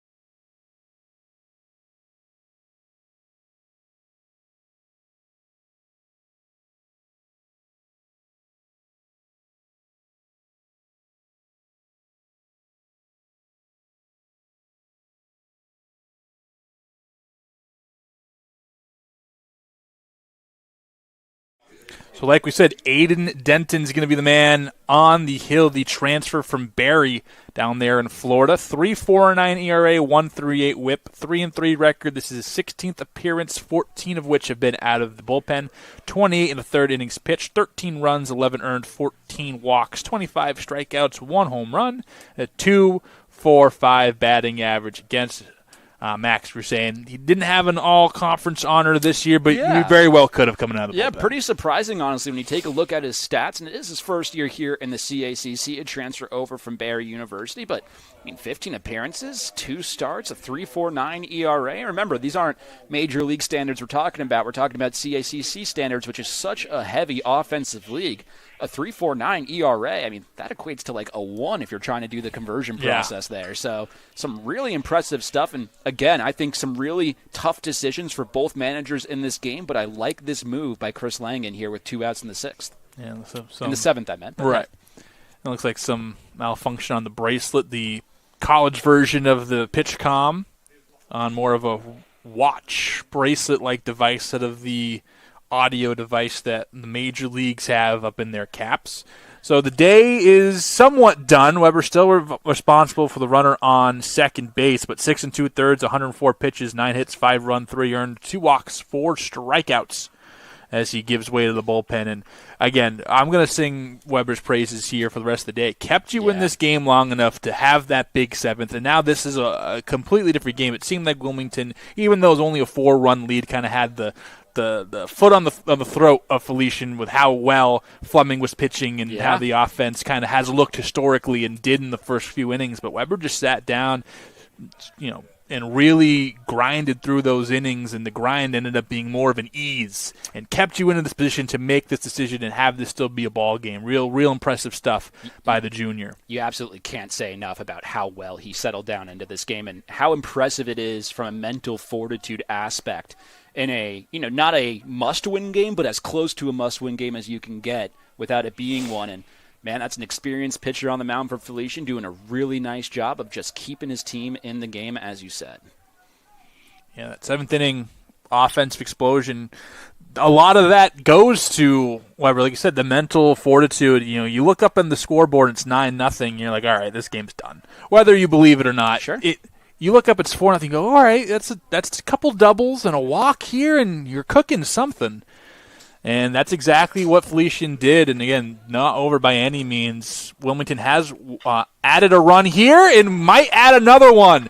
A single that gets by Curry. And no one ready for the throw, and they won't even attempt from right field. And another run comes in for the Wildcats.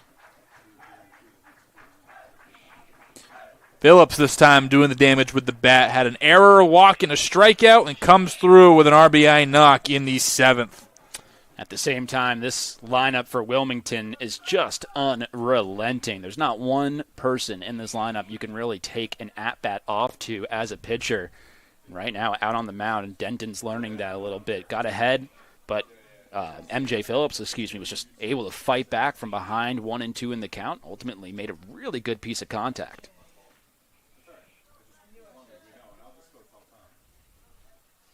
So Walmsley is up, first team catcher, as the second team catcher stands about 6 inches behind him. Phillips not a threat to get up and get going. He's 2 for 2 stealing bases this year.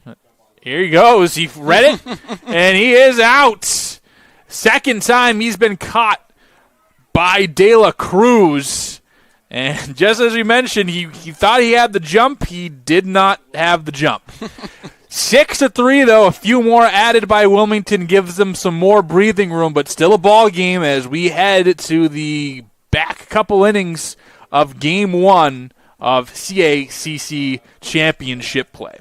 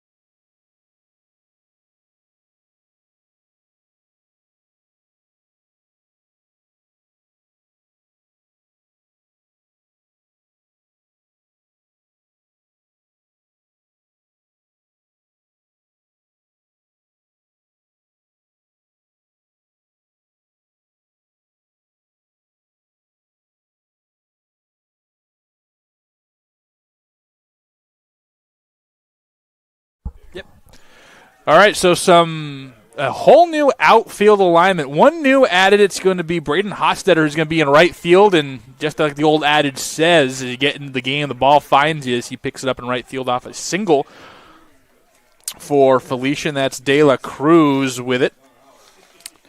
In left field, It's going to be Trago, who started the game in center field, and then it's in center field now, Frame. Not sure why you... It's interesting that you move the center fielder over and the right fielder over instead of just the right fielder going to the other corner. This is popped up. Hernandez will fake the fire to first base, and 2 pitches and 2 results, a single and then a pop-up, as they're moving faster than me or Max can write. That's for sure. Let's just say I'm happy you're on play-by-play right now because I'm behind in my scorebook. But no, some aggressive approaches at the plate from Felician right now. It's worked out for them in the last couple of innings. And right now going up against the conference pitcher of the year in Borgman, but they've been able to get some hits off of him so far. Fires one in for strike one against Bryce Curry, who walked and then ended up scoring, I believe, the first run of the game for Felician, part of a 3-run 7th, and now that part of the lineup who did a lot of that damage back up here. Oh, that's going to catch the top of the zone, apparently. Borgman came in most of the way through the 7th inning. Gave up an RBI single immediately after a few pitches to Hayden Walters, and then struck out Medrano on probably the best breaking ball we've seen today. Ooh. And that's going to reach in and get him. As Curry is the first hit by pitch anyone has thrown.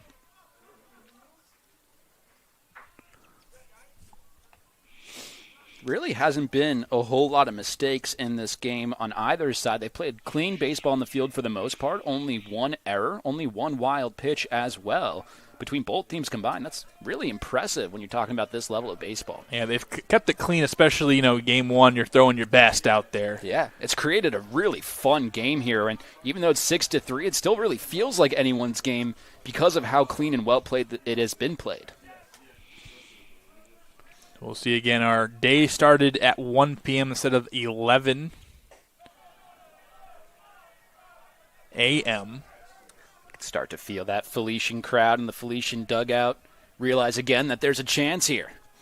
2 on and 1 out. 2 on, 1 out. Table set for a big extra base hit to again turn the scales of this game.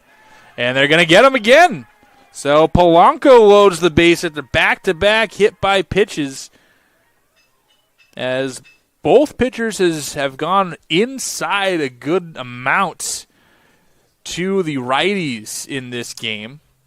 Doesn't look like there's... Oh, sorry to interrupt you there, Cody. It doesn't look like there's anyone getting loose. And as I say that, now somebody jogs out to that Wilmington bullpen. But feels like this is Borgman's inning right now to either get out of or possibly allow Felician to get closer into this game. Yeah, especially jumping on the pitcher of the year in the conference in this fashion is definitely a confidence booster to Felician. And it kind of just seems like you just see a different pitcher. It doesn't matter who it is. As long as you get just that pitcher off the mound. Fleming was so good until it kind of fell off the rails. But, coming towards 100 pitches, that's usually where that performance starts to dip. Just seeing a new pitcher, regardless of who it is, it doesn't really matter. You just get the different look, a different feel. Obviously, a righty against other than the lefty.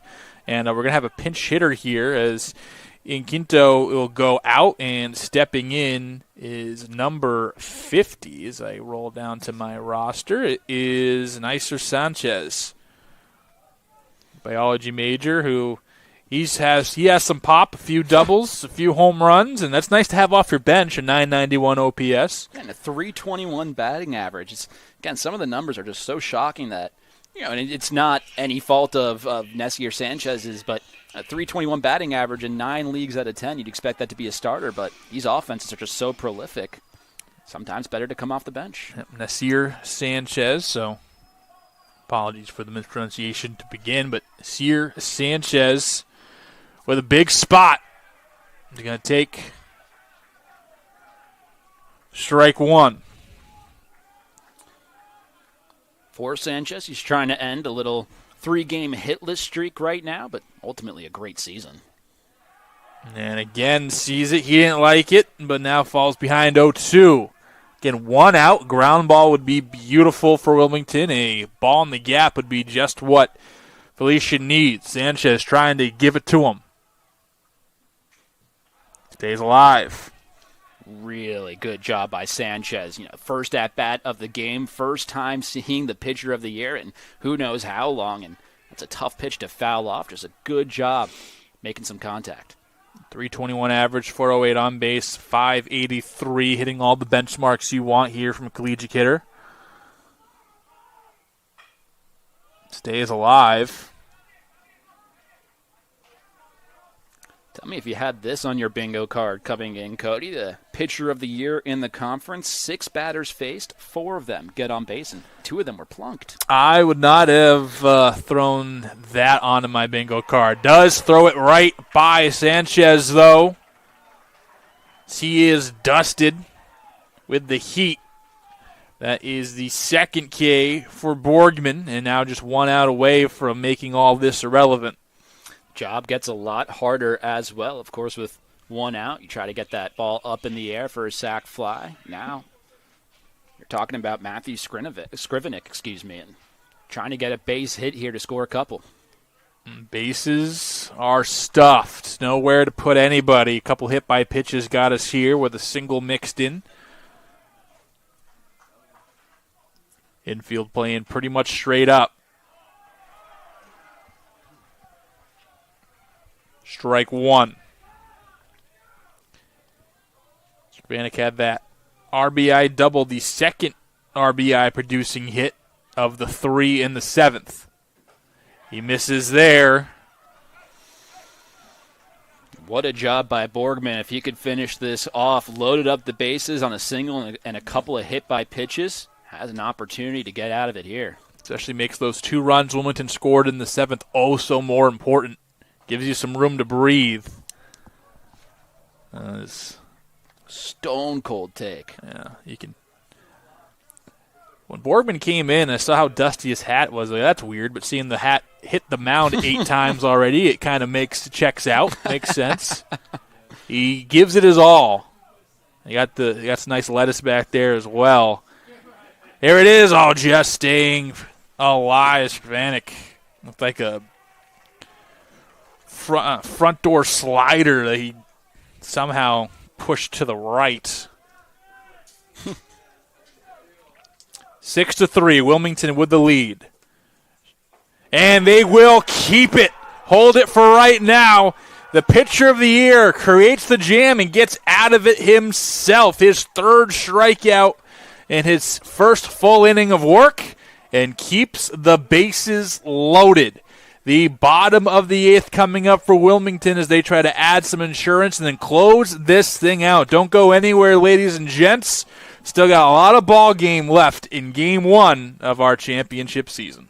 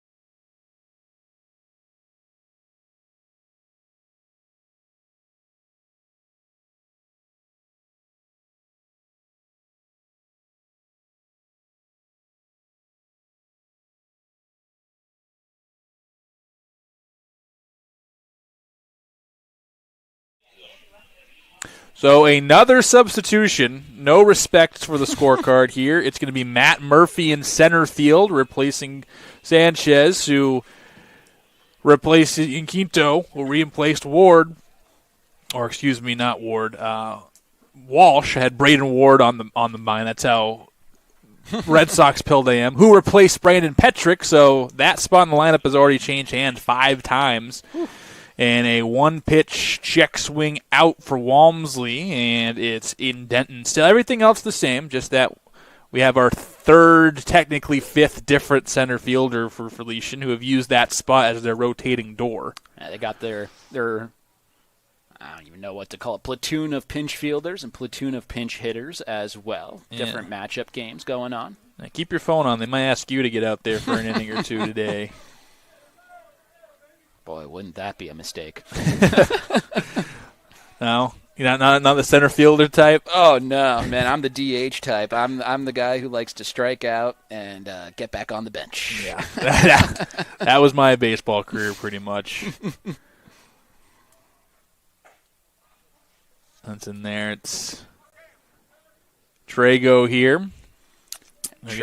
Coming in hitting 366. I don't think I could hit 366. You put a T there for me. Just let me hit off that. He goes the other way, though. This has some carry to it. DeAngelis, who had a tough time out here a couple times today, does make the catch. I think that those left field fly balls are going to prove to be the toughest throughout all 3 games we'll see today, with the wind blowing towards right field. It just kind of creates the most horizontal movement. Toughest balls to read right now are in left field, but also got to give credit right now to Aiden Denton, who came into this game, gave up this single, and was helped out by his fielders with the caught stealing. And once again, gotten the next 2 batters out. Looks like he's off to a good start here and a really important relief outing for Felician. Exactly. Frame, who moved over from right field to center field, takes his first at-bat as a center fielder. Struck out twice and singled in 2 runs, so you'll take it. Denton also losing his hat. We can give you the final line as well for Felician starter Max Weber. Ended up being a really good outing today. 6 2/3 on 9 hits. This one center field, falling fast, a dive! And it is caught by Murphy. The third man to patrol the grass out there for Felician makes a highlight play, and that will do it. So, the 9th inning, the pitcher of the year, you need 3 runs off him. Can Felician do it? The Golden Falcons looking for a golden chance to keep this one going.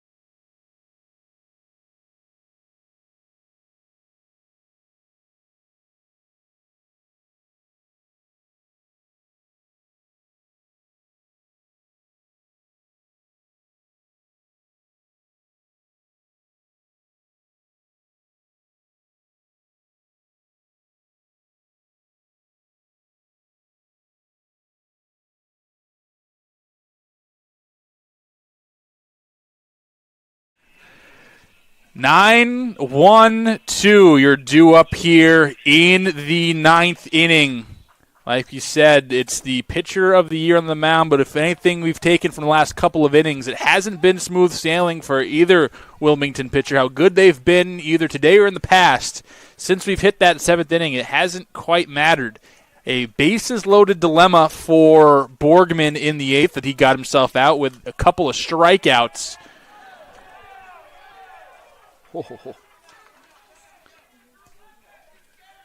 Uh-oh. And the umpire just clearly didn't see it. And coming out again, this is an important part of the game. Again, if this is the end of February, you're probably not as concerned. Brian August coming out and pleading his case, saying at least, hey, give us a redo there if you're not on it. I mean, it's a pretty honest mistake. What ended up happening, I think, was DeAngelis squared around a bunt, and I think home plate umpire was John Del God, I can't get that all day long. It's unbelievable.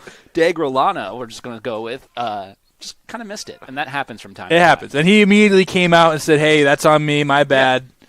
So we're going to give it to him. As it stands now, the scoreboard reads 2-0 in the count. And we'll see if Girolamo changes it. Hey, he got it that time. That's a strike. You did better with his name than I've done all day. DiGirolamo.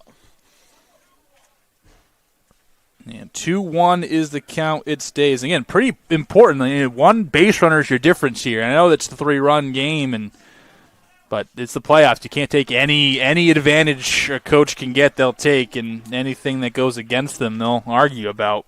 Kudos to Borgman out on the mound as well, because that's a tough call to go against you to fall behind 2-0 in the count. And he's worked his way back even here pretty quickly, 2-2. DiGirolamo now talking to both benches in this at-bat. It's 2-2. No out. Drops the hammer on him in that top corner. DeAngelis not happy. Again, for the most part, that's been a strike all day. It's wavered a little bit, but that top outside part of the plate for either side has been available. And again, just dropped the hammer down there. Backwards K. DeAngelis amused on the call. The fourth strikeout for Borgman. Yeah, just right off the kitchen sink and into the strike zone. Unbelievable two-strike pitch from Borgman right there. Catches Broadway there, and Walters, who singled in the third run, and so far the last man to produce a run for Felician. Working on a 1-for-4 day, quickly behind 0-2.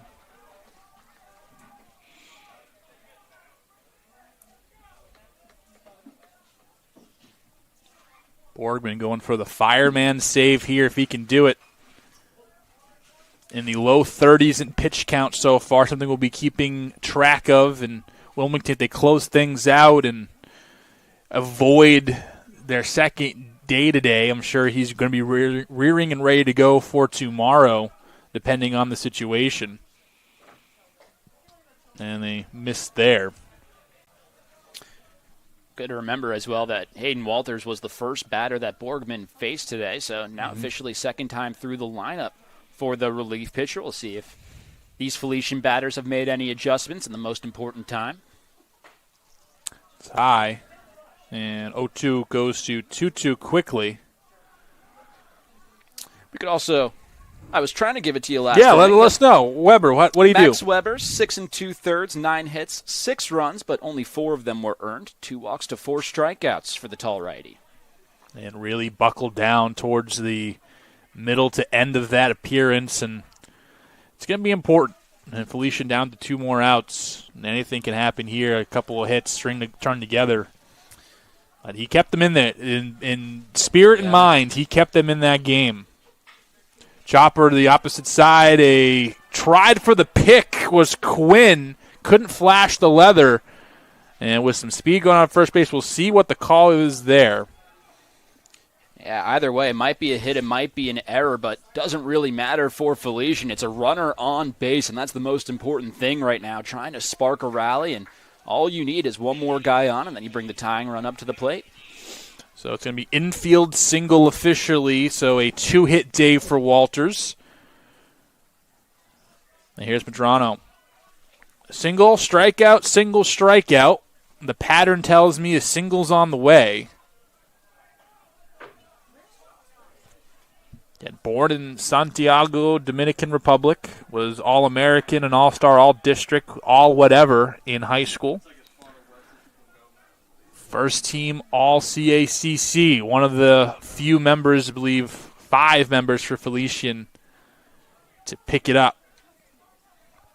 and pick up a conference honor. And he has had a really good season against Wilmington. Was 5 for 12 coming into today. Now he's 2 for 4 today. This is on the outside. And also what kind of got lost in all of our notes here, probably the hottest team coming into the tournament, Felician have won 9 of the last 10 and 13 of the last 16. Was a nationally ranked team coming into this season, have fallen out, but like we mentioned, are pretty well regarded in the regional rankings here, but got up to as high as number 17 in the country. And again, they have been on a roll as of late. Top corner, no dice, and the count is full with 1 out. The runner not obligated to go, but some teams like to try to get him out of the double play, especially with some speed at first base. But at this situation, again, probably keeping him from going. 23 stolen bases. They are going to elect for him to run. I think it's the right decision ultimately. It didn't work out, but got to get a guy in a scoring position. If you're not going to look for the blast, you got to inch your way back. And Hayden Walters is probably your fastest guy on this team. So I like the call. See if they do it again. 23 of 27, Walters is stealing a base. And Toronto, 337 average. They're going to hold the runner that time and hold the strikeout as another punchy for Borgman, his 5th of the day. And down to De La Cruz.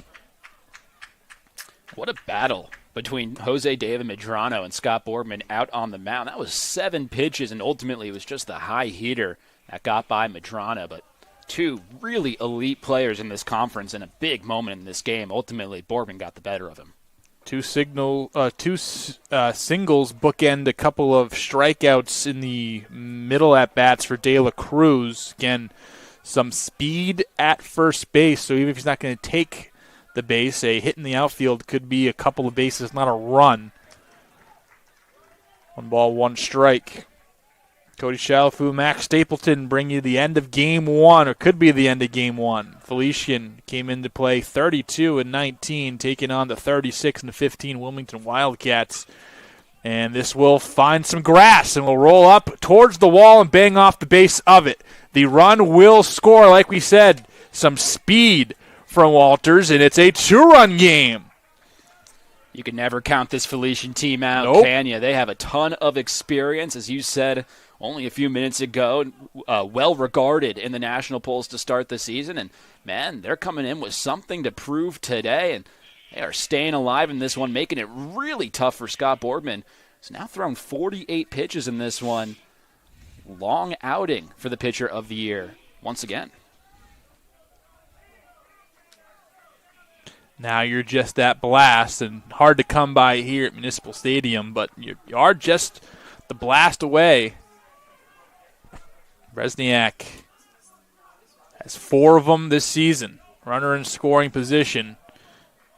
It hasn't been an easy road here in the late innings for the pitching of Wilmington. It's really Felician that's come alive here since the 7th. All 99% of their offensive production coming, 100% of the runs, but just a couple of hits before that 7th inning.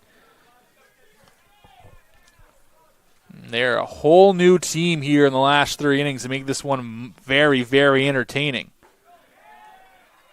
Uncle Charlie in there for a strike. Right now, Bresniak at the plate, certainly capable of .454 slugging percentage this season, but the only man on Felician did not reach base. And that will change here with a single. Another run will come around to score. As in center field, it's framed now, and we're back to a 1-run ball game. Felician did not hear the bell. And back-to-back RBI base hits with 2 outs. Now, the fat lady ain't singing yet, is she? And they knocked out the pitcher of the year, and we will be back here in just a second. Oh, I thought someone was trotting out. They might have held up. Yeah, So hold that point for just a second here. It's an interesting decision for Brian August. Again, we got a 22-year coaching vet and a 23-year coaching vet in this game. And obviously there's not an arm in that bullpen you trust more than Scott Borgman out on the mound, but he struggled today. No other way about it. He had a tough time in his first inning of relief, smoothed it out in the second, but here in the ninth, just having a hard time putting this game away. And once again, Felician is knocking at the door from making this really fun here in Waterbury. Yeah, I did see number 22, Stephen Ketch, who only has 5 innings. I just saw him running out and thought maybe that was who was coming out. But no, he will hold still, and they're going to roll with their guy. And that's been kind of the theme of today. Yeah, you're absolutely right. I was a little bit surprised, but I thought it was a good decision to allow Max Weber to go 6 2/3. And then once again over here on the other end, Scott Borgman now working into his 3rd inning. And again, I don't think there's an arm you trust more in that bullpen than Borgman. So, as you said, rolling with the guy you trust the most. And it's going to be Tristan Gavea at first base now, a new pinch runner as Bresniak's day is done. Gavea, who again, obviously, we're not really looking at his batting statistics here, but 0 for 1 stealing bases, has 4 runs, so he's gone on a couple of times here as a pinch runner. And the junior is going to stop and hold. Hasbrook Heights, New Jersey, where he calls home, and it's Bryce Curry who has reached base via the walk and then via the more painful walk on the hit by pitch. Trying to keep this game going. 2 runs here in the 9th after 3 in the 7th. And down to their final strike.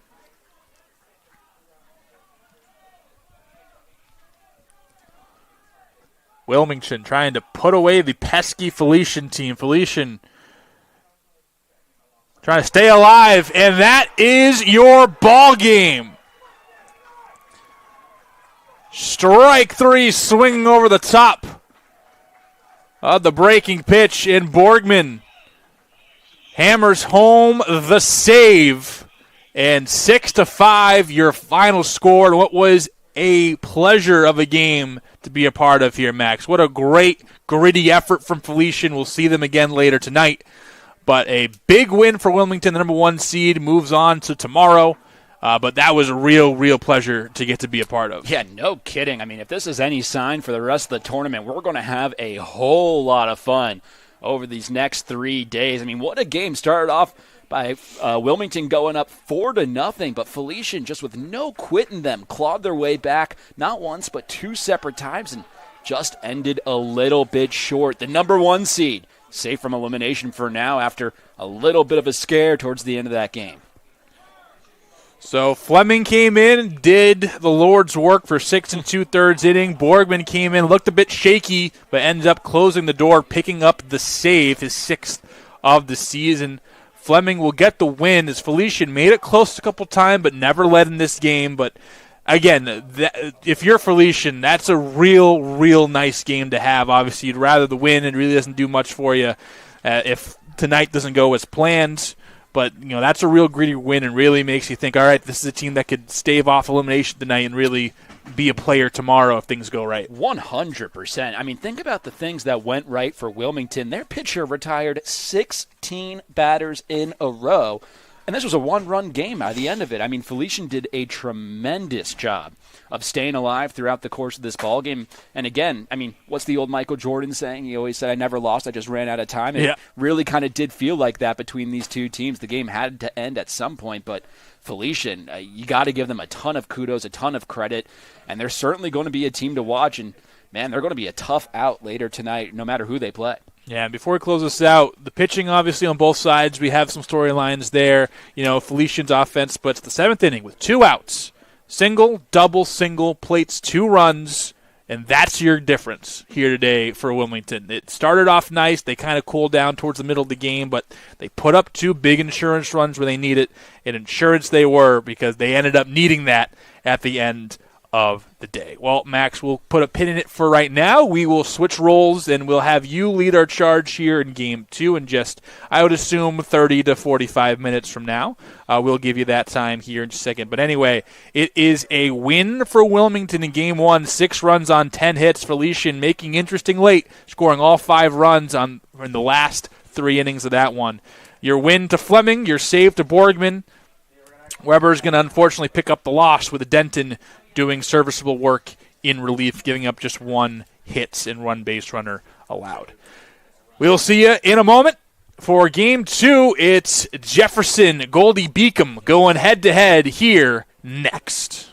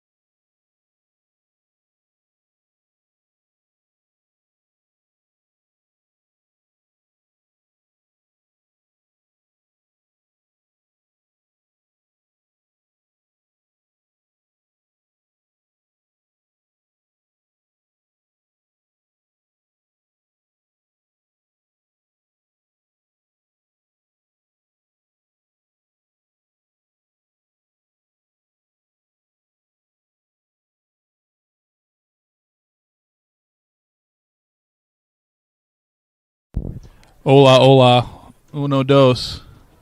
Hello, hello. All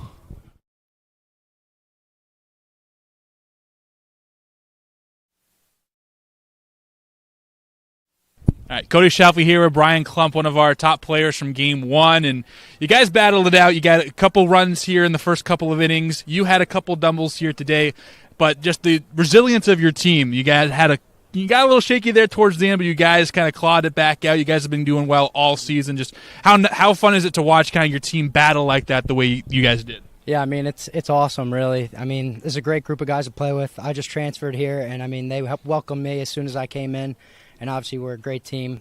We're going to fight no matter what until the last out. So. And you yourself had a couple of doubles today. You were trolling the outfield, got taken out to the end of the game. But what were you seeing in the plate or at the plate to kind of give yourself those couple extra base hits here today? So I was really just looking. I mean, my first at bat, I got beat by a couple change-ups early in the count. I was looking heater, kind of changed my approach throughout the game. I was kind of looking change up early on, trying to hit fastballs down the third baseline. You know, my second at bat, I just got a heater a little elevated, took it to left field, and finally came through for the team. All right, Brian. Well, great job today. You guys have a nice, long-awaited rest, and we'll see you tomorrow, all right? Thank you. I appreciate it. All right, man. Have a good one. And we're here with Conference Pitcher of the Year and knock down the save here, Scott Borgman. Scott, got a little dicey the 8th inning. You load the bases up, you hit a couple guys, but you come back with 2 big strikeouts to get yourself out of that jam. Ended up being pretty much the difference of this game. What are you going through as you have 1 out, bases loaded, and what are you trying to do? Just execute your pitches there towards the end. To be honest with you, my biggest thing was the foot plant. My foot plant got a little sketchy there. I was landing on like the side of my foot just because of the divot in the mound, so I dug that out, and I threw 1 pitch, and I felt back to normal, so I knew I had it. So you came in, you helped seal this thing up, but talk about the starting pitcher today, Fleming. He was awesome. He had everything worked, 16 in a row. How fun is it to watch from your spot in the bullpen earlier in the game to know that you're coming in with basically all you got to do is just close this thing out for a guy who's been throwing it like that? Yeah, I mean, Chase is probably my closest friend on this team, and the past couple of years he's struggled a little bit on the mound, and this year he's done a lot better, and just to see him do that today in a big moment with a lot of fans here, it's awesome for him, and he deserved it more than anybody. So it was great to see. All right, we'll get you out of here. Big rest here today. We'll see you tomorrow, all right? Appreciate it. All right. Well, that's going to wrap things up here for Game 1 for Cody Shalfo, Max Stapleton, everyone here at Post. We say, hey, stay tuned for Game 2. Jefferson, Goldie Beacom up in just a few. We'll see you then.